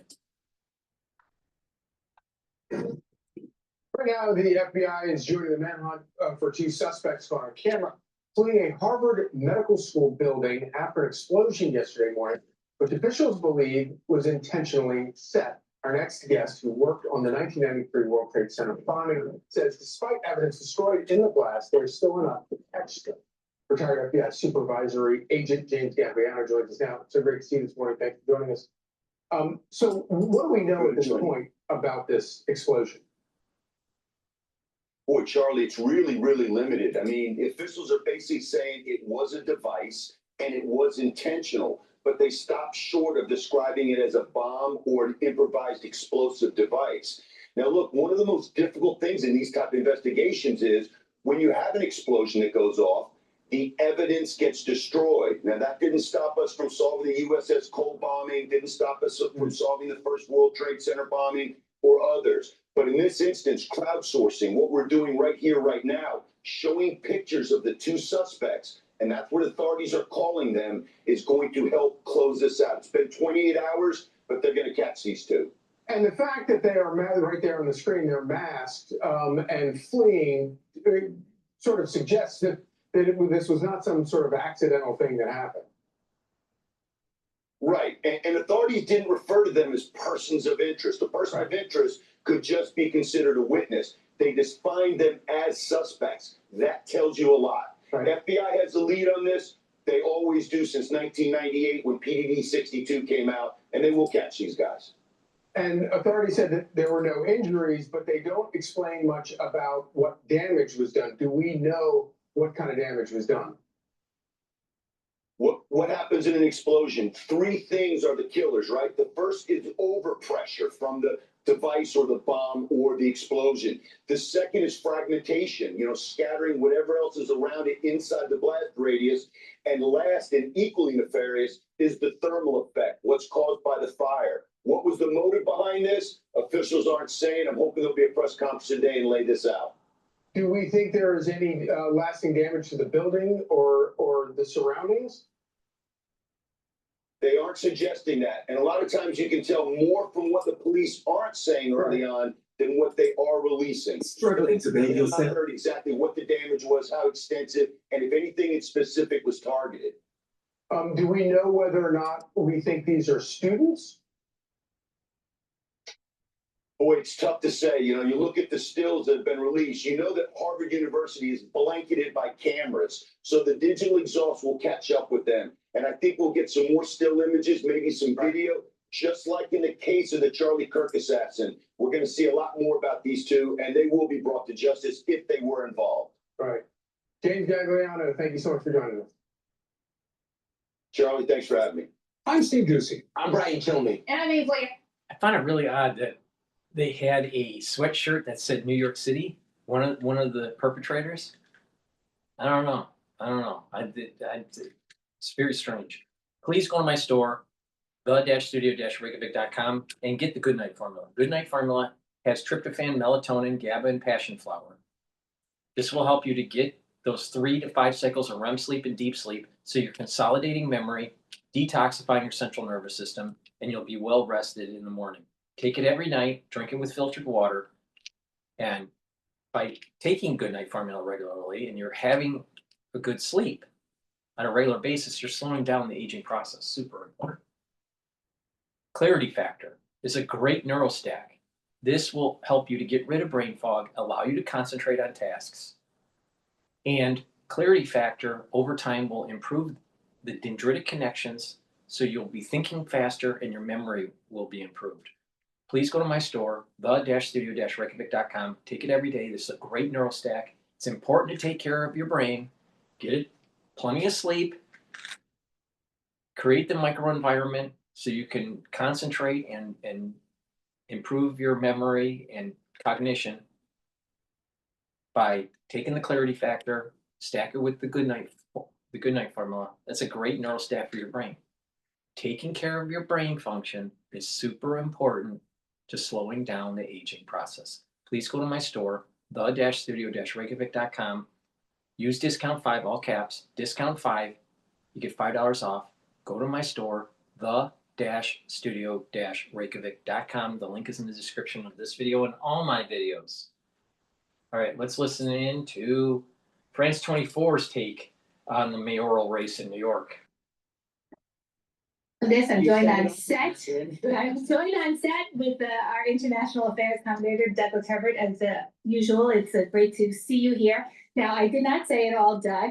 I want to talk a bit more about Mamdani and why his candidacy has captured everybody's excitement here. I mean, even Barack Obama called to say that he would be a sounding board. He called him up. He didn't endorse him, but he called him up. Listen, for a simple reason.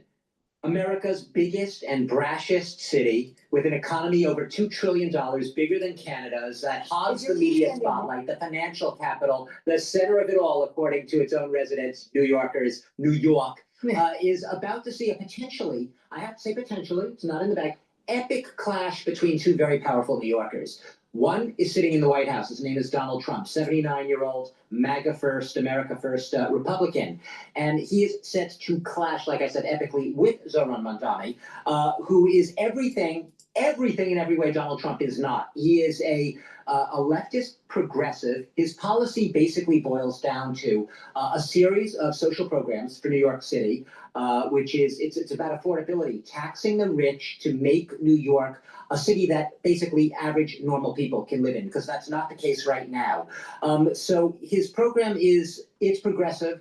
It's wowed a new generation of New Yorkers who are desperate for a change in New York City, who are desperate to be able to actually perhaps live in New York City itself. I want you to hear his tone, right? Because he's progressive. He's everything Trump is not. Here is him talking about the rich. The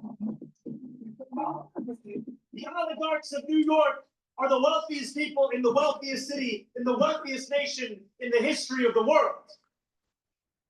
They do not want the equation to change. They will do everything they can to prevent their grip from weakening. Now, Doug, you know, as he was saying there, he's definitely not following Trump's. No. I mean, look, we just heard it. It's about affordability. It's the economy stupid with Clinton. Affordability here. His main thing is to tax the rich. Easier said than done, because it's the state ultimately that has veto power over any taxation changes. But it is a very good campaign campaign platform in a city where people really can't afford daily living. He wants to have city-run food stores, that is grocery stores. He wants to have free buses, the bus system free. He wants to basically freeze rents in the city. That is, there are millions of residents, about 2 million, I believe, who live in these rent-stabilized apartments. And what they basically want to do is freeze them. You can never raise those rents again. Go on and on. On the foreign, in the foreign arena. First of all, wait. I've been paying attention to this for a little while here. He's going to be, he's pushing to freeze the rents, but eventually they're going to be reset. Usually it's like 2 or 3 years. So there may be a cap and you freeze them at 2 or 3 years, and then the next reset, the prices rise, and then they're frozen. So it's stepwise function instead of market driven. So it's not never. All right. So he doesn't even have his facts right. But the thing is that out of 8 or 9 million people, 2 million are on rent stabilization. Perhaps individuals shouldn't be living in New York if they can't afford it. You don't have to live in New York.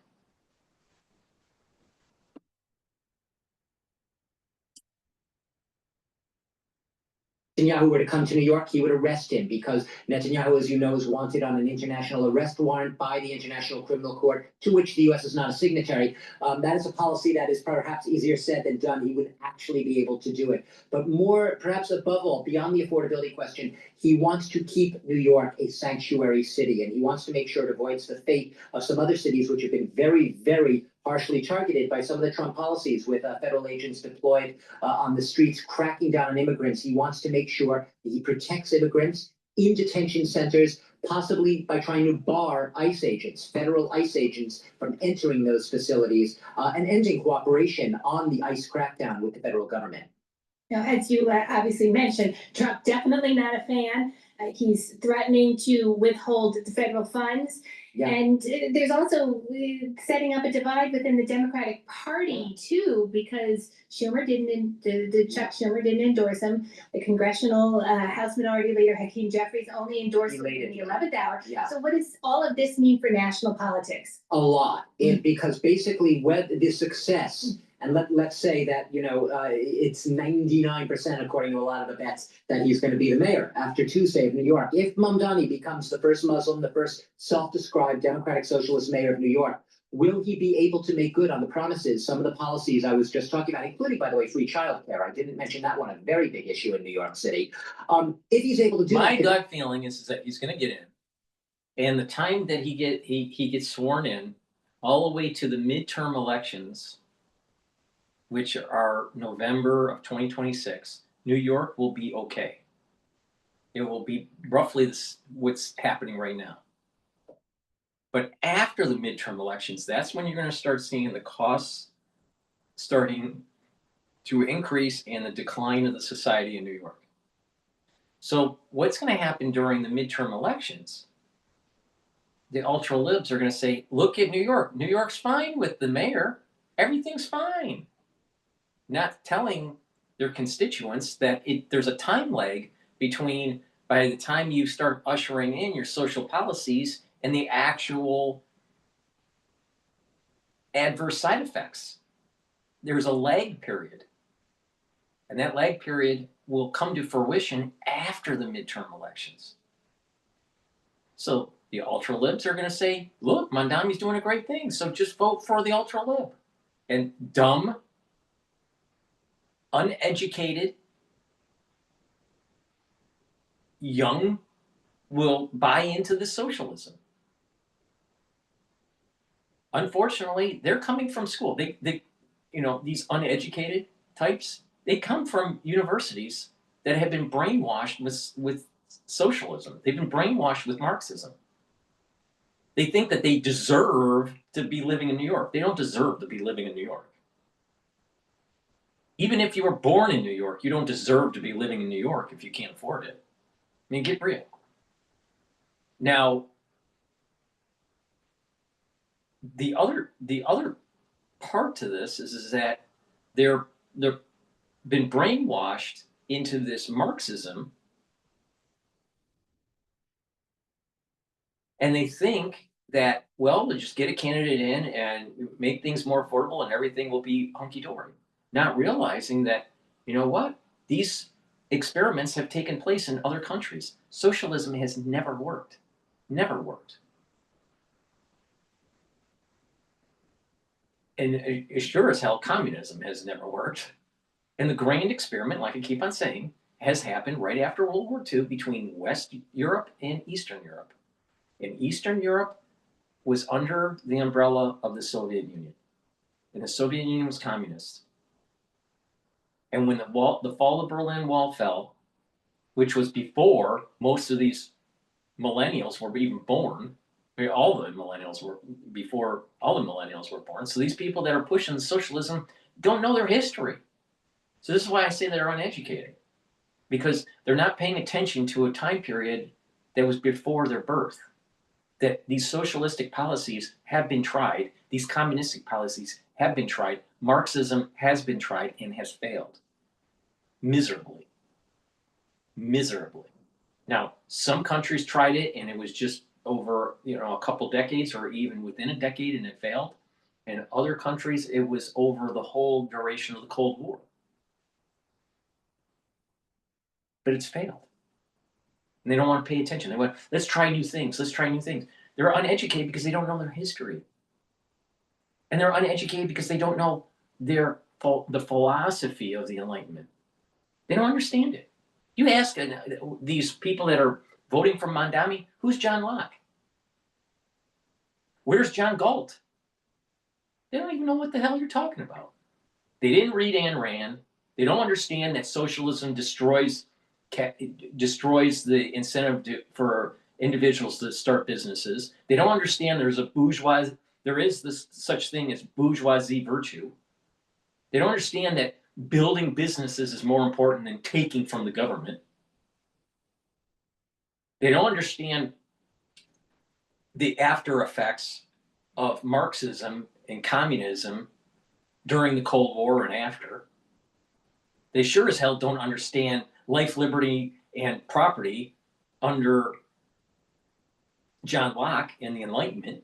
They don't understand the Federalist Papers. They don't even understand that we're not even a democracy. We're a constitutional republic. And the reason why we have civil liberties and the branches of government is to protect property. Because our founding fathers understood the warnings of Socrates and Plato under the Republic, that if you have a democracy in a pure form, the plebs will rise up, destroy the society, and then a tyrannical regime will take over. That's the main takeaway of the Republic, written by Plato, which is a conversation of Socrates with individuals, talking about these different stages of society. They didn't read the Republic. They don't know who you're talking about when you say Plato warned us of this. They don't understand the differences between Keynes and on steroids and having fiscal and monetary ease and pumping more money into the system will lead the society to become less efficient. They don't understand that. They don't understand the differences between what Hayek and what Keynes was saying.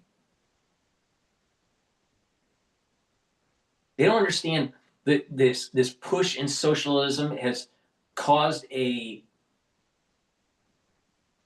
debt cliff for most Western developed countries. Look at what's happening in the UK and in France. They're politically unstable and they have high debt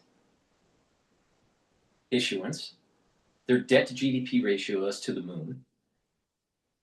They're politically unstable, and there's a big chance of default. Now, hopefully, it's not systemic, but I think that there will be some sort of contagion across the world, and that may be the straw that breaks the camel's back, and it forces a whole global recession or global depression. Maybe, maybe not. I'm not sure. But it was caused by over reliance of the population on government freebies. That's socialism. It's always failed. Now, the United States is pretty capitalistic. But the thing is it's heavily in debt. $38 trillion in debt. You think we can have more freebies? What, 40 trillion is enough now, Mamdani? At what point can you tell the population you can't have your freebies? Because we're getting near that point. Then on top of, you have this Marxist takeover that destroys capitalism. People will not build businesses because there's no incentive, because the government wants to control the means of production. And then underneath the radar is this Islamic takeover that takes place. I tell you, young people that are pushing socialism, they're fucking idiots.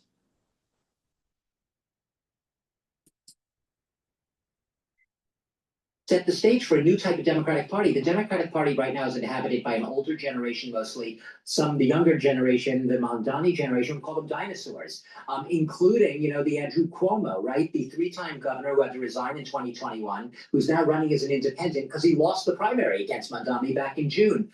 These people are seen as outdated by the new generation. They are, old wine. They don't want to put it in a new bottle.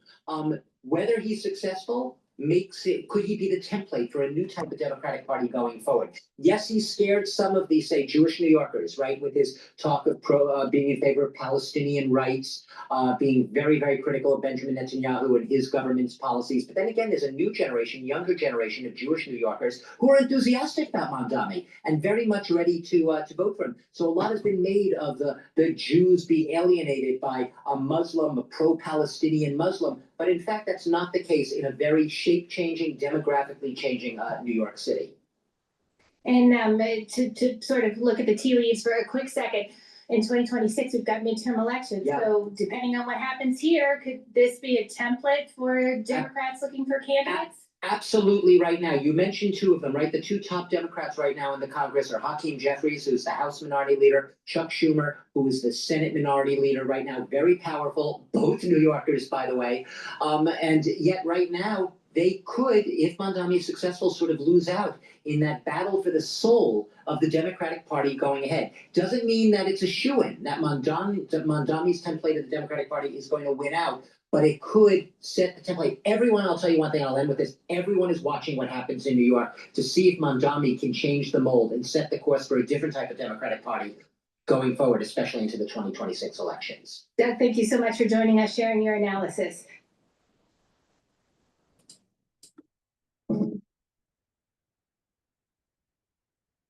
Please go to my store, the-studio-reykjavik.com, and get the Myotrol. Myotrol helps with the gene expression to build muscle and to maintain muscle. Super important if you're 40 years of age or older, for males or females. Do resistance training and take the Myotrol.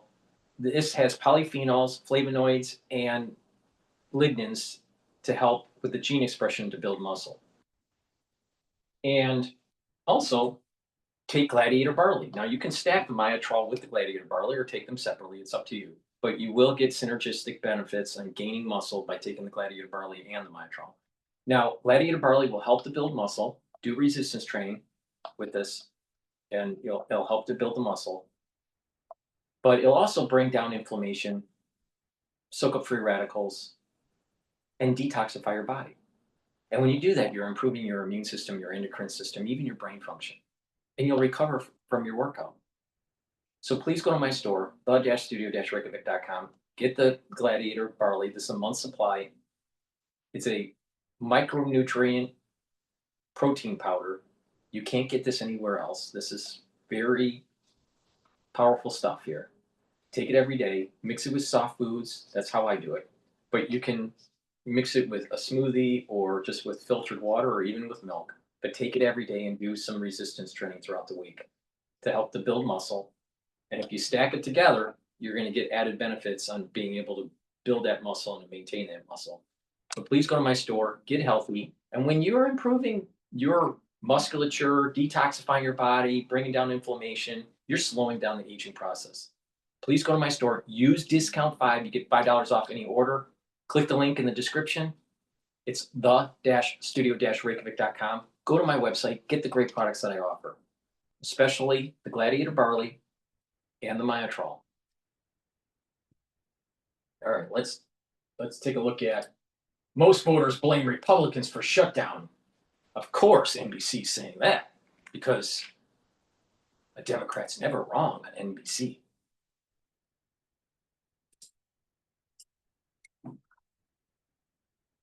As the government shutdown is poised to become the longest in U.S. history, stretching into its 5th week, federal employees have missed paychecks. Critical food assistance is in jeopardy, and lines are growing longer outside of food banks. The country is just 2 days away from Election Day, with pivotal contests for governor in New Jersey and Virginia, where former President Obama was campaigning this weekend. Plus, the race for New York City mayor, which could shape the future of the Democratic Party. And in California, Prop 50 is on the ballot. Governor Gavin Newsom's attempt to add safe Democratic seats to the congressional map in his state in response to red states doing the same at the behest of President Trump. My interview with Governor Newsom is coming up next. But first, we start with Steve Kornacki and a brand new NBC News poll with some big results. Steve, break this down for us. Yeah, Kristen, as you say, 48 hours from now, the first votes of major elections since last year's presidential, we're going to get them. And this NBC News poll here is our first poll since the spring. And what we find is a mood that has soured on Trump and the Republican Party in that time. An approval rating of 43% now in our new poll for Donald Trump. But check out our previous poll. This was back in March, 47-51. He was starting out now well into his first year of the second term, down to a 43% job approval rating for President Trump. This, of course, coming against the backdrop of the government shutdown. We asked the question, who do you blame? 42% say Democrats in Congress, but 52% say it's either the president's fault or his party in Congress's fault. This is striking, Steve, because here we are a month into this shutdown now, and more Americans still pointing the finger at Republicans for this. Certainly seems like it could be related to some of the numbers we're seeing here. Now, check this out. Talk about Trump and his job performance on particular issues. Again, basically a year ago, he was elected. We asked folks, do you think he's delivering here? He does get decent marks when it comes to border security and immigration. Slight majority say he has lived up to what he promised to do there. But on none of these other topics do you see that number getting past the mid-40s. In fact, the low 30s down here on the economy questions. Well, and part of why President Trump was elected on the economy, now it seems like it could be a headwind heading into Tuesday for Republicans. And a huge shift, obviously, from his first term, too, when he actually did get good marks there. So you talk about heading into this Tuesday. We asked folks about their enthusiasm for the midterm elections. That'll be next year, 2026. But this was astounding. 66%, 2/3 of all voters have a high level of interest. We will find that number typically on the eve of the actual midterm election. This is a year out. And this is what's encouraging for Democrats, troubling for Republicans. More enthusiasm for Democrats. That high level of interest, it's about 3/4 of Democrats. It is a little bit lower there for Republicans. And that could feed into the second part of this equation. And as we ask folks, midterm election, which party would you want to control Congress? And the Democrats have now in our poll, this is significant, opened up an 8-point advantage over Republicans. We checked this back in the spring. It was dead even. That 8-point level is typically what you would find for a party that's poised for a big midterm election. That's the kind of lead Democrats had when they swept to power in Congress in Trump's first term. So we'll see if that holds now going forward, but that's a potentially big shift. Are there notes of caution here for Democrats? Yes, there are. This is the big one right here. The party's image. Democrats only 28% positive. Look at that, 53 negative. Republicans, it's only 37 and 46. Democrats are 25 points underwater. And we should also note, this is coming, as we say, during the shutdown. And our pollsters do note that sometimes during shutdowns, there can be a little volatility in these numbers. So I think it really heightens the stakes for Tuesday night in these elections, and especially in New Jersey, because Republicans think they can win that one. And if Republicans can win in New Jersey, despite the numbers we're showing here, they're going to be feeling a little bit more encouraged heading into next year. But if the Democrats have a big night, these numbers, a lot to say about it. Yeah, Steve, all eyes are going to be on New Jersey, that closer than expected race. Steve Kornacki, and fascinating findings. Thank you so much. Please go to my store, the-studio-reykjavik.com, and get the resveratrol. Resveratrol is something I've been taking for decades. It helps to soak up free radicals. It's an antioxidant. It's going to help the health of your mitochondria so you'll have more energy. It helps with youthful gene expression and helps to get rid of cells that need to go into apoptosis. All right?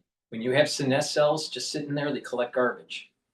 Resveratrol helps to get rid of those cells to go into apoptosis. Resveratrol stacks well with C60, ubiquinol, NAD+. Please go to my store, get the resveratrol. Resveratrol also stacks well with Clarity Factor. Now, omega-3, super important to take for cardiovascular health, brings down inflammation and helps to control your lipid profile. In addition, omega-3 helps to prevent your red blood cells from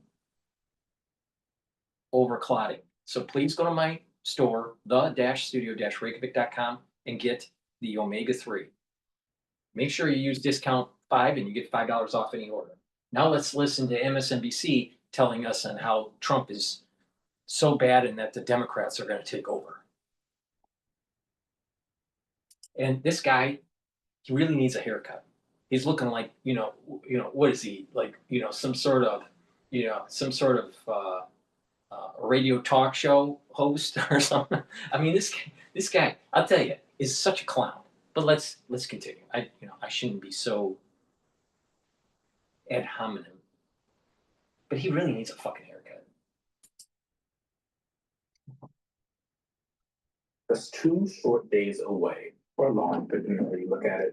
And one of the most watched contests is the New Jersey governor's race, where different polls are saying different things. A Quinnipiac poll released on Thursday shows Democratic Congresswoman Mikey Sherrill leading former Republican State Assemblyman Jack Ciattarelli by 8 points. Another poll released Friday by Suffolk University shows the race within the margin of error, with Sherrill leading Ciattarelli by just 4 points. Another major election to watch, the Virginia governor's race, where former Democratic Congresswoman Abigail Spanberger leads Republican Lieutenant Governor Winston Earl Sears by 14 points, according to a YouGov poll released on Tuesday. That's the numbers for you today. We got a lot to discuss this election week and a great panel to break it all down for you. Joining us now, Terry McCullough, former governor of Virginia and former DNC chair and former Republican Congresswoman of Virginia, Barbara Comstock. Virginia is well represented at this table today. Virginia and Jersey. I want to start with this new NBC polling of Trump approval. It just came out about 30 minutes ago. President Trump approval among voters, 43% approve, disapprove 55%. The previous polling in March of 2025, approval was 47%, disapprove was 51%. Congresswoman, we're seeing his numbers tick down. And between March and now, what we've seen is prices are going up. He continues this tariff war. The thing that got him in office, which is lowering prices, he was never going to do it on day one, but it seemed like he was going to be focused on it in some way, shape, or form. He's not focused on that really at all. No, but he said he was going to do it on day one, and that was supposed to be the #1 focus. But interestingly, these candidates, both candidates for governor, they focused on affordability and prices and cost of living, and that's why they are both leading, and that's why I believe they're both going to be winning on Tuesday, and particularly a big win in Virginia, because cost of living is the issue, and tariffs. As a Republican, I'm still a Republican supporting Abigail Spanberger, but tariffs are taxes. Our former governor, I know Terry will appreciate that, our former governor, George Allen, is on that Supreme Court case, a brief challenging President Trump's tariffs as.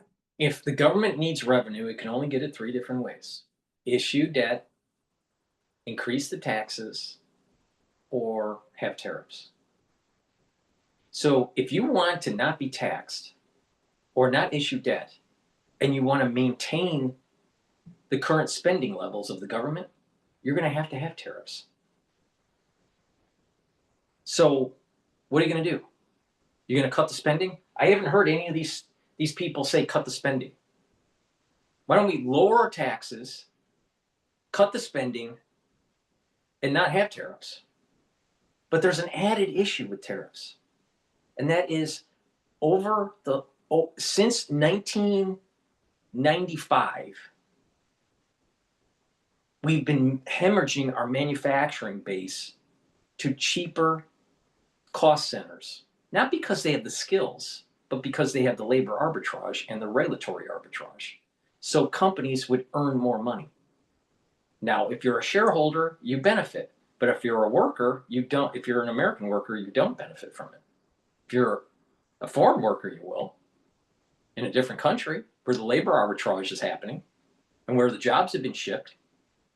So using tariffs to force transnational capitalists and these global corporations to move back their manufacturing to the United States is a great tool, but they don't mention that.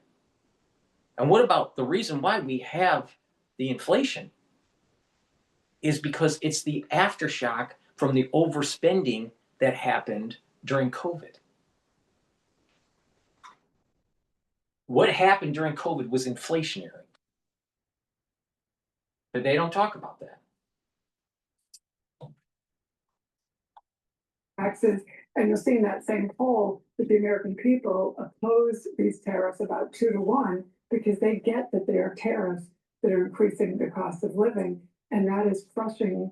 But you have to bring back the manufacturing. You have to bring back the economic clustering, and I'd rather take the pain now and have a more prosperous future than not. But the thing is that the Federal Reserve is saying that, well, if they're 2%, if their 2% target, right, was, let me rephrase it. They have a 2% target, the Federal Reserve, for inflation. All right. If you don't, if you take out the tariff effects, it looks like that inflation is running at around 2.7. If you bring in the tariffs, it's looking like that it's maybe at 3.1% annualized. Now, expectation is more. It's like 4.7 or something like that. But expectation and reality are two different things.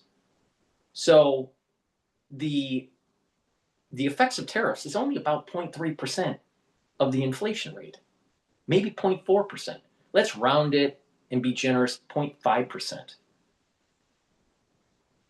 Most of the above target of 2% has nothing to do with tariffs, and that the bulk of the inflation is still the effects of COVID. It's the aftershock. Just like there was an effect of inflation from the overspending of the federal government and the overproduction of the monetary base to prevent deflation during Lehman, that aftershock of inflation carried on throughout the years. So there's a lag period that takes place, and people don't pay attention to this.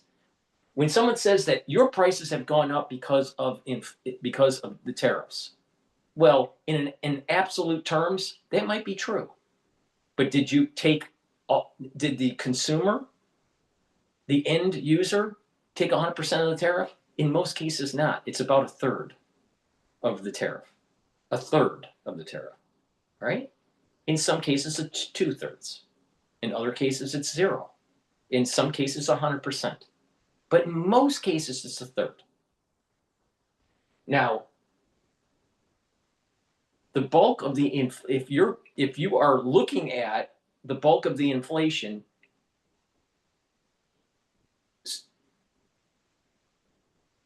going in from January to now, or at this moment in time to last year,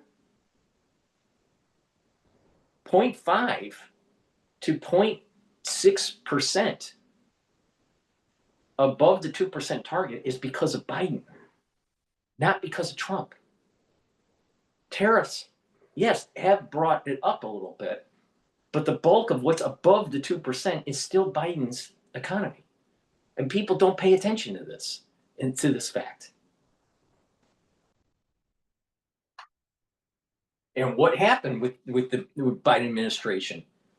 The Treasury and the Federal Reserve did not manage monetary policy.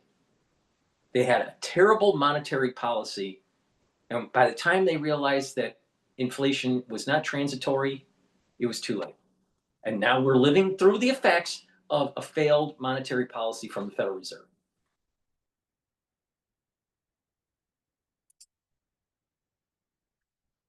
You know, for particularly for lower income people, because it's the tariffs hit them the hardest.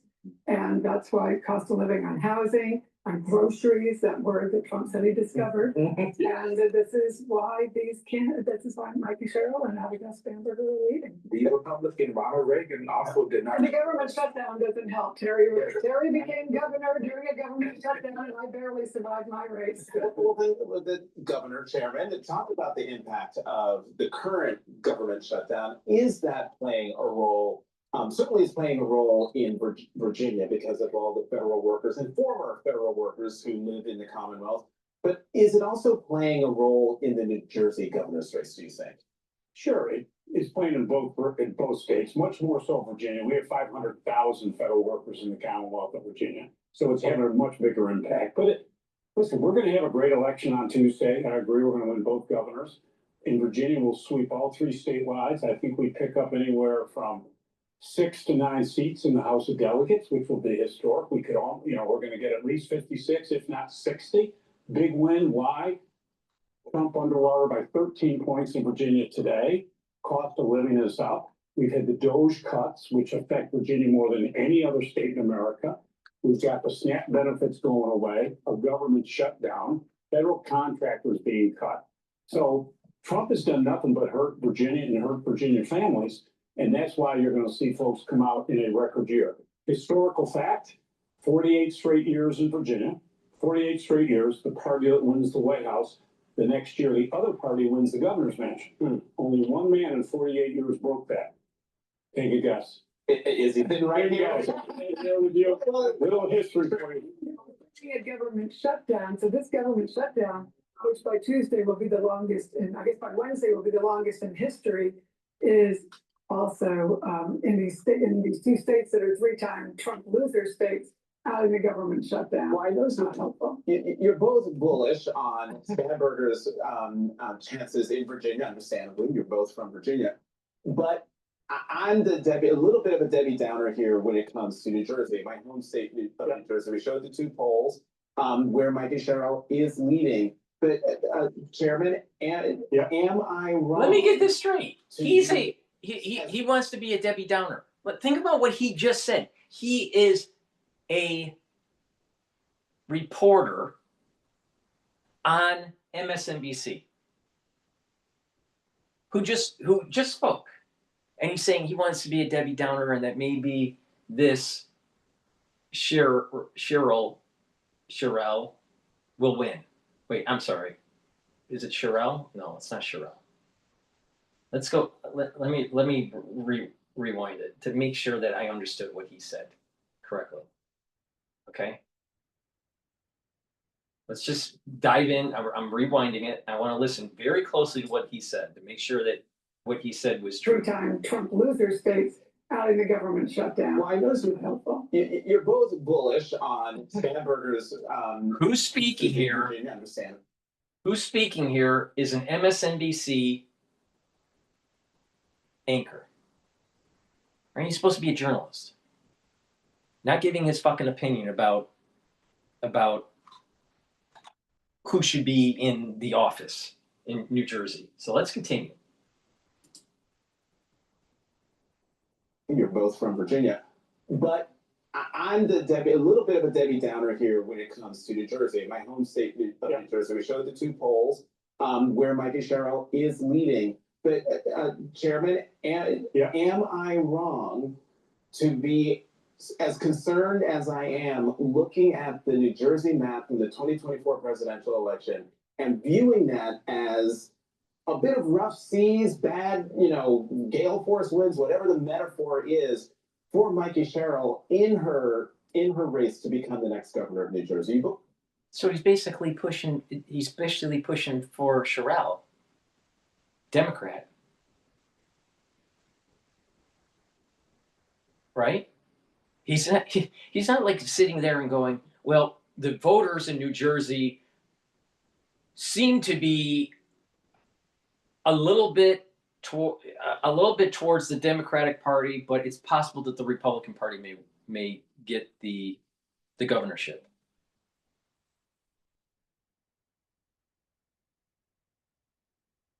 He projected himself as if what he wants is Cheryl. Well, he's a newscaster. He's an anchor. He should be unbiased. This is the problem that we have with mainstream media now. It's that everyone's biased. They're not like a Walter Cronkite anymore, or a Peter Jennings, right? We got opinion pieces now with fancy suits.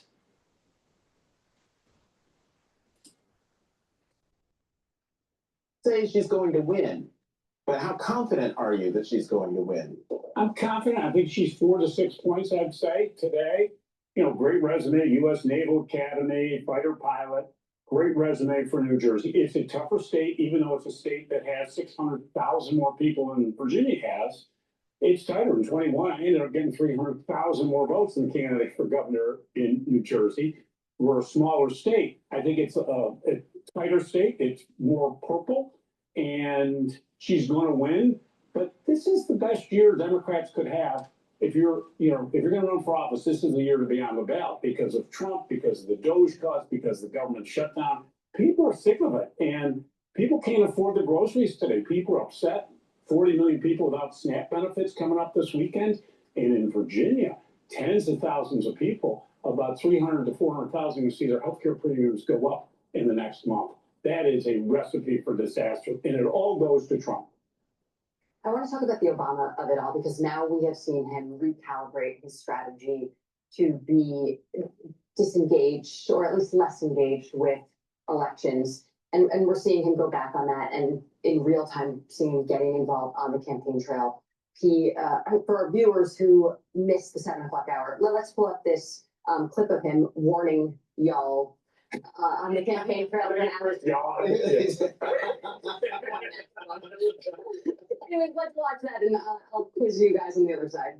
So you've got a president who replaces career prosecutors with loyalists who will do his bidding, and now he's telling them to hand over millions of taxpayer dollars that he had to pay in expenses for previously violating the law. And here's the thing, New Jersey.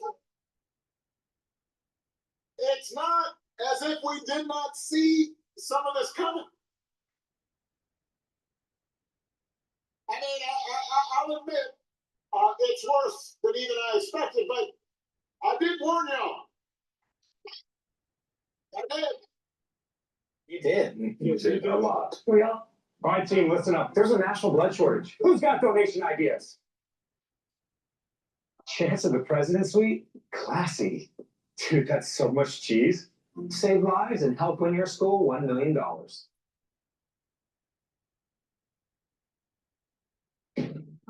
Things happen here. Nobody ever talks about it.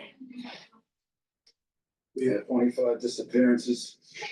You did. You did a lot. We all did. A lot of people did. So when you are looking at the people who are pulling the party forward and getting ready for a very consequential midterm election next year, who are the— Why didn't Barack Obama talk about the lawfare that was going on during the presidential race for Trump in 2016, throughout his first term, all the way into the second presidential race of 2020, into the wandering years between 2020 and 2024, and then the lawfare during that time too. Barack Obama didn't say anything about that. What about the illegality of his administration pushing Russiagate? No, we don't want to talk about the lawfare against Trump. Or what about the soft coup that was going on to slow walk his policies during his first term by the deep state? And with all this lawfare and all these things that were happening, 2 assassination attempts too, on top of it. And that was all by accident. That's all, not associated. Of course it was associated. Don't be a dumbass. No, Trump needs to come in and clean up the mess. And if a Democrat is saying that they didn't do lawfare against Trump, they're not paying attention. Because more than 85% of the population can see that there was lawfare against Trump. Against Trump. Get real. That you're looking to, who you think can speak to this moment? Well, clear as we go into 2026, we have 38 governor's races up, and that is going to be really important. I think people now more than ever are looking to the governors. That's why I always think a governor should be president. You can't have deficits. I wonder why. You actually have to produce every single day, and I think it's important. So I think we have a lot of governor's races, which is going to really get turned out. We're going to win the House of Representatives next year. I feel very confident of that going forward. But listen, President Obama has always been out there campaigning. He did it, helped me in 21, he was 22, 23, 24. He is passionate. He sees what Trump is trying to do, the Affordable Care Act, with 40 million Americans today on the verge of seeing their premiums go up anywhere from 15 to 70%.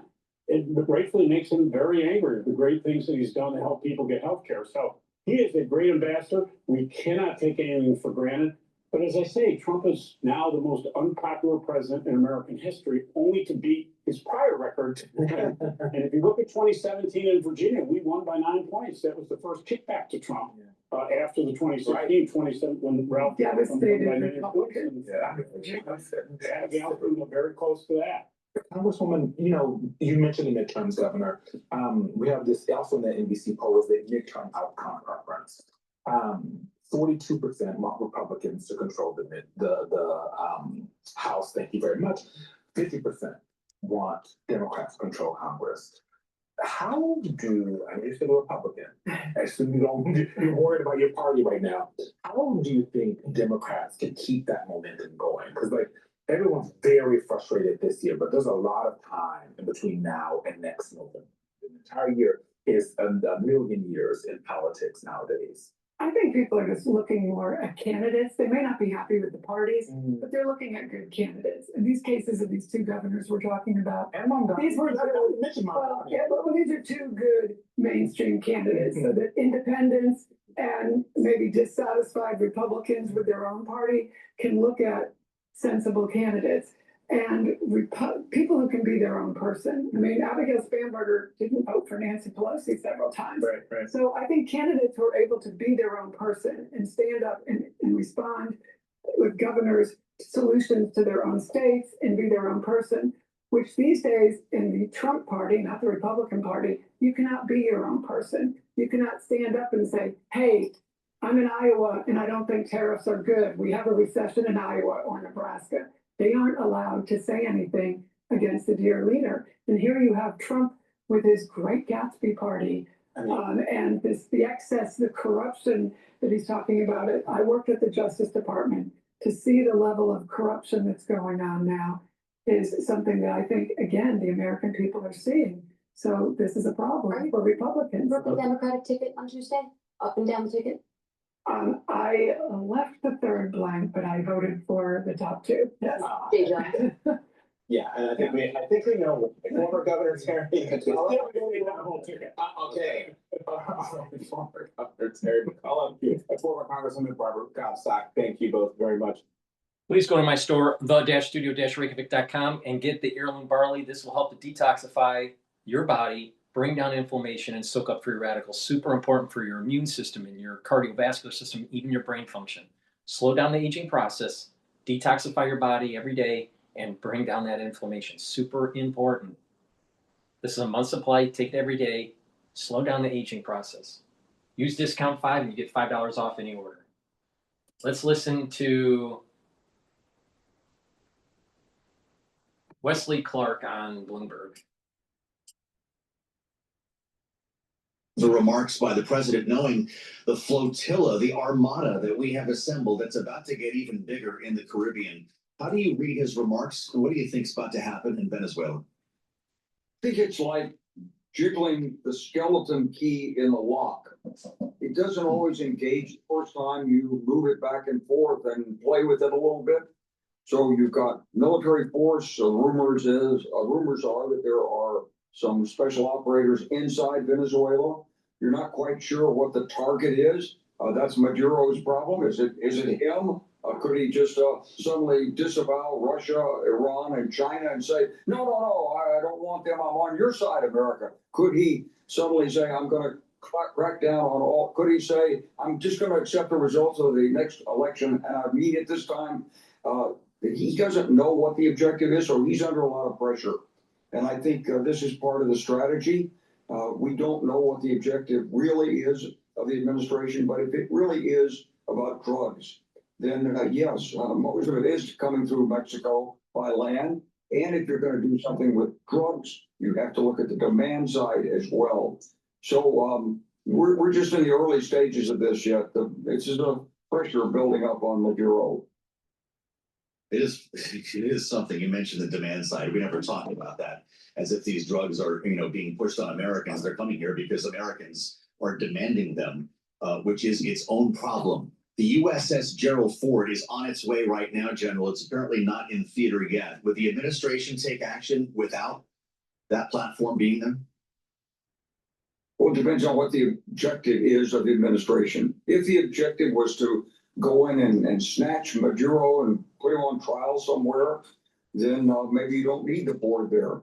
If the objective is to sort of intimidate, be prepared, then you want overwhelming force. And that's what we're assembling there. They do have aircraft. Anti-aircraft, they have radars, they have ships. But that could all be taken out in a few hours, I think. What you couldn't do, even with the two amphibious groups that are there from the Marines and so forth, what you can't do is really go in and occupy Venezuela. It's just too big, too many people, too many weapons distributed. You can't quite do the same kind of takedown that we did in Panama against Manuel Noriega in 1989. That was an entirely different case, legally, militarily, geopolitically. So this is different. We still don't really know what the objective is of the administration. And it could be that really it is drugs. It also could be that's just what you say when there's a private set of objectives that are coordinated through Congress. And he has briefed at least the Republican members of Congress in the big committees. I hope he'll bring the Democrats in too, because national security shouldn't be partisan. It should be beyond the country's borders. We should all be one nation. Well, this is a great point that you make, and maybe that will actually tell us a bit if we start seeing briefings across the aisle on Capitol Hill. I know that the Pentagon has not been terribly fond of talking to Congress at all lately. But General, we've seen B-1 bombers and B-52 bombers buzzing Venezuela's airspace. We also saw Venezuelan F-16s buzz a couple of U.S. ships weeks ago when we first started striking these alleged drug boats coming out of Venezuela. You mentioned the fact that they do have some aircraft. They've got anti-aircraft missiles and the like. What kind of a job would it be for us to knock all of that out? Or would there in fact be an air war over Venezuela? You never want to discount an adversary. So yes, they've got pilots, they fly F-16s, they have some air-to-air weapons, but they don't have the modern air-to-air weapon. They don't have the system that we have. So there might be an air war over Venezuela.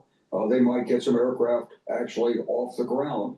But in terms of our ability to reach out and strike, our ability to use stealth, our ability to name the time and manner of attack and so forth, I don't think there's any question about the outcome. And the Israelis have really pioneered this.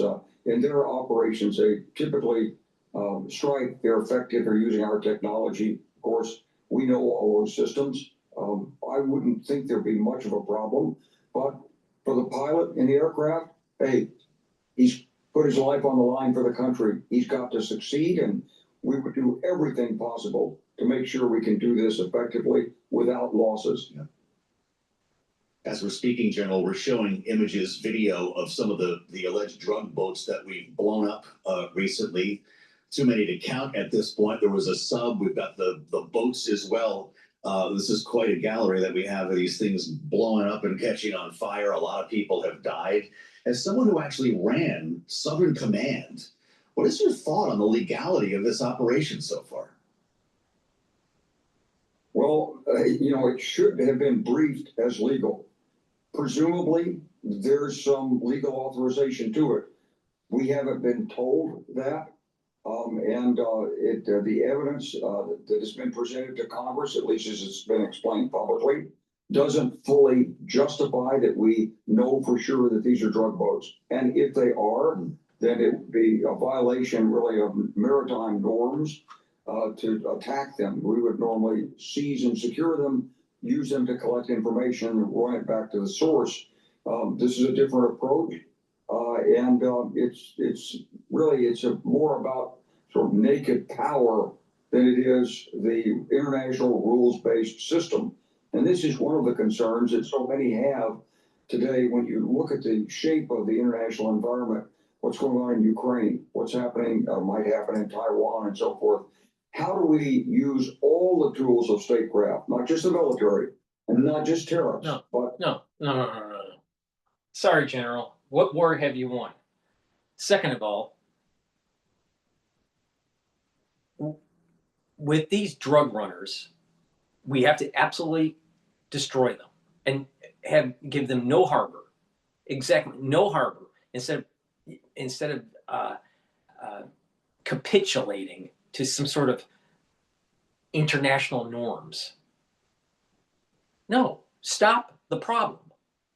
And then by showing force against the drug runners, showing force against Venezuela, it'll start putting a seed in President Xi's mind that maybe taking Taiwan is a bad idea.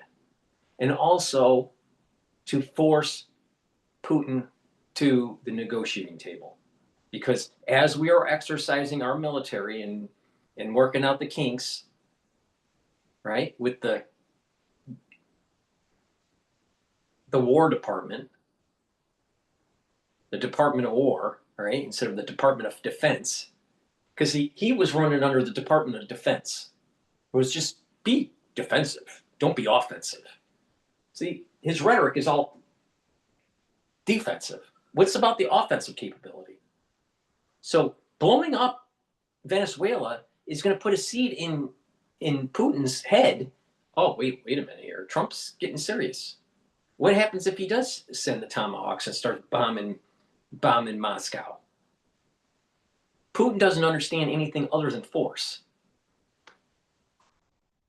No. This guy, general, but what war did you win?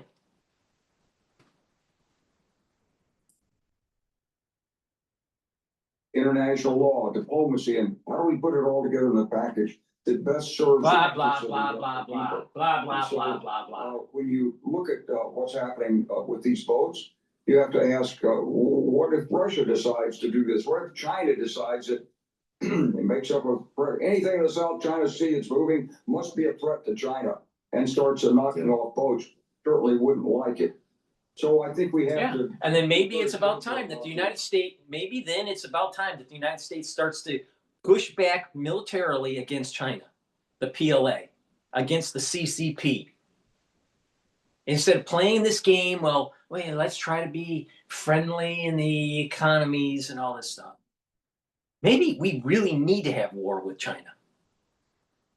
I mean, we sent all of this money, FDI, for the last 25 years or more to build up China and the supply chain. And then these companies are now whining that they have to unravel it. Maybe the war has to happen. Maybe the United States needs to actually start understanding that we can't allow for our enemies in terms of weaponry, in terms of economies, to continue on existing. Communism needs to die. Again, he worked for the Department of Defense and didn't win a war.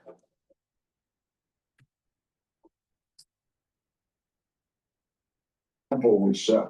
I hope that the administration will come forward soon with more of a legal justification, make sure that this is not a partisan, but a bipartisan thing. It's got the support of the entire Congress. That's the way that American foreign policy is strongest. Yeah, General, I only have a minute left, and Yeah, but I the hate problem to is, the whole here's the thought. problem. You got a bunch of ultra libs that want the drugs to be coming into the country and to weaken it. Because the ultra libs, they don't like the United States. They don't like God, country, and family. They spit on the flag. They kneel. They promote this BLM movement. They promote Hamas. You can't get consensus, General.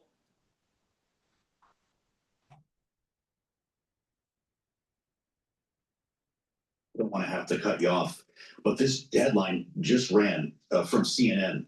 The Department of Defense has okayed Tomahawk missiles for Ukraine, and it will leave the decision finally to President. It's Department of War, Bloomberg, not Department of Defense. See, they don't even use the right terminology.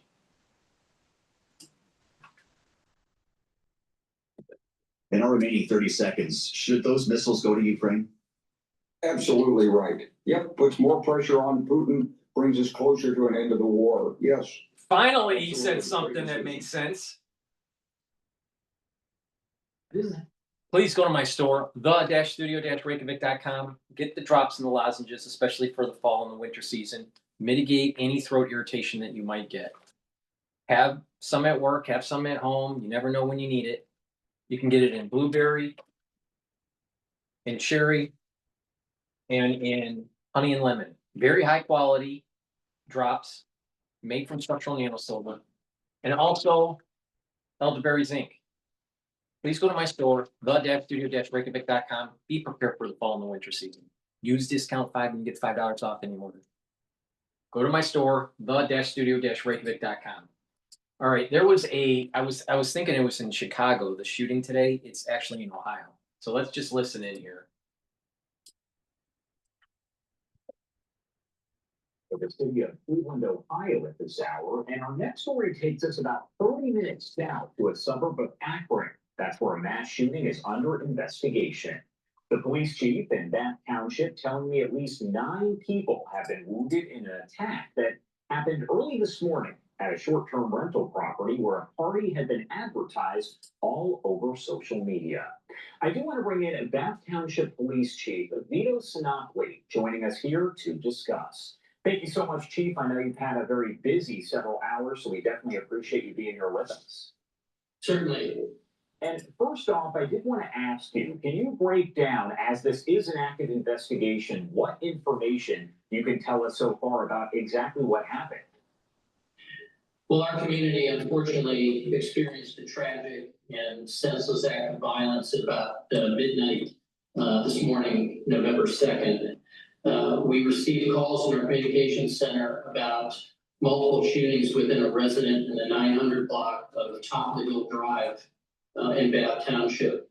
When responding officers arrived on scene, it was a very chaotic scene with multiple juveniles and adults fleeing from the residence, and our officers also observed a number of people who sustained gunshot wounds. We did have assistance from other area departments, the Akron Police Department, Copley Police Department, Fairlawn, Ridgefield Village, all of whom helped us immensely with this rather large crime scene. And at this point, the individuals responsible for the shooting are still at large. Do you have any information you can provide at this point about the shooter or shooters involved in all of this? Well, again, it's a very dynamic scene, and we're still interviewing witnesses to determine whether it was one or more individuals who were involved in the shooting, but we did confirm multiple shell casings at the residence, which would indicate potentially that there were others, and it was not just one individual. What about the victims themselves? Do we know how old they are in age range? Are they all juveniles? How they're doing? Anything of that nature just yet? We don't know that information as of yet. We know that the party was attended predominantly by juveniles. but there were adults there, but we've not yet been able to confirm whether all were juveniles or whether it was a mix of juveniles and adults. We also know that this was a party that was kind of placed all over social media. It was advertised there. Any idea if this was a Halloween party, any of that information just yet, and maybe how many people were there? Well, the information we have is that the home was listed on an Airbnb site for a short-term rental. And there was a posting apparently of a birthday party. And as a result of that, there were a number of people who showed up. We can't really guesstimate at this point how many were there. But we do know that there were quite a few cars that lined the street. So we anticipate finding that the number was fairly large. How pivotal is the public when you're talking about an investigation like this, where there's a lot of unknowns? It happened hours ago. How pivotal is the public with helping in this investigation? Well, the public really plays a tremendous role in helping us try to solve this crime, whether it's someone who was there at the party, someone who may have observed a social media post by someone connected with the party. That information is very useful to us. We're also working in close contact with the Ohio Bureau of Criminal Investigation, and they have crime scene analysts working with us.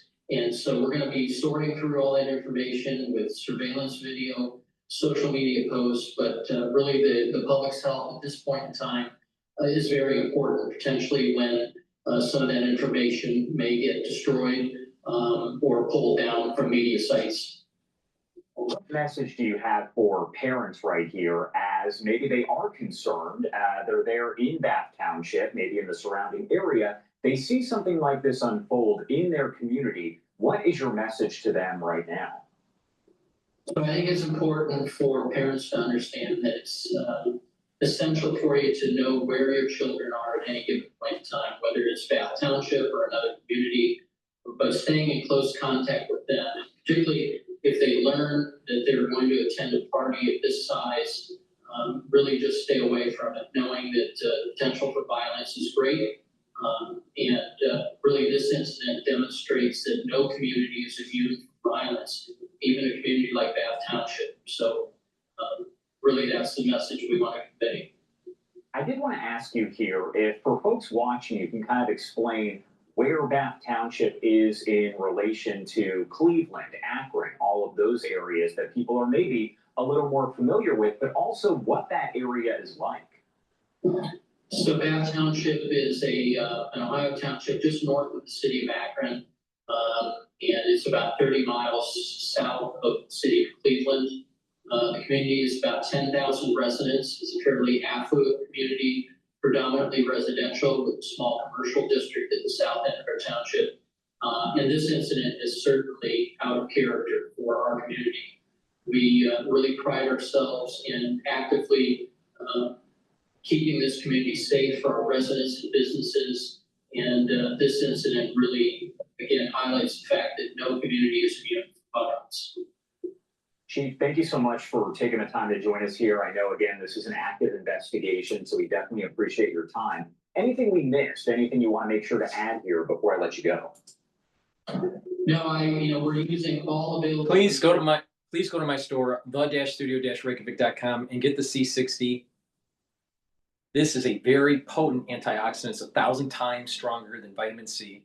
You can get it in extra virgin olive oil, MCT coconut oil, and also in avocado oil.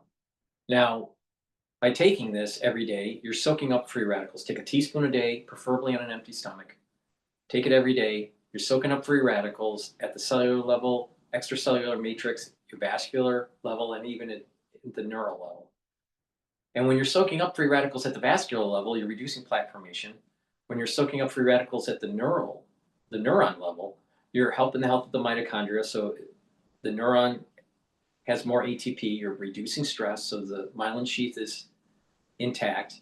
The neurons will communicate, and over time improve that neuroplasticity. In addition, when you're soaking up free radicals at the cellular level in other areas of your body, and the extracellular matrix, you're reducing stress and inflammation.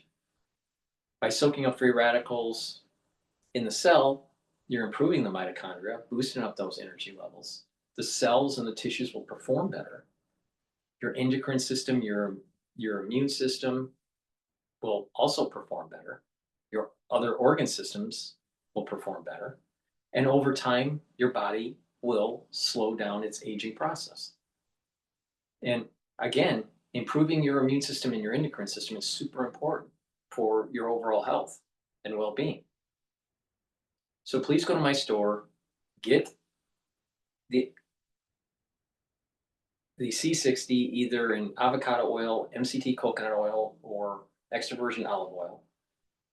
Get it in a 2 ounce, a 4 ounce, or an 8 ounce configuration. Take it every day. In addition, C60 will improve your basal layer for your skin.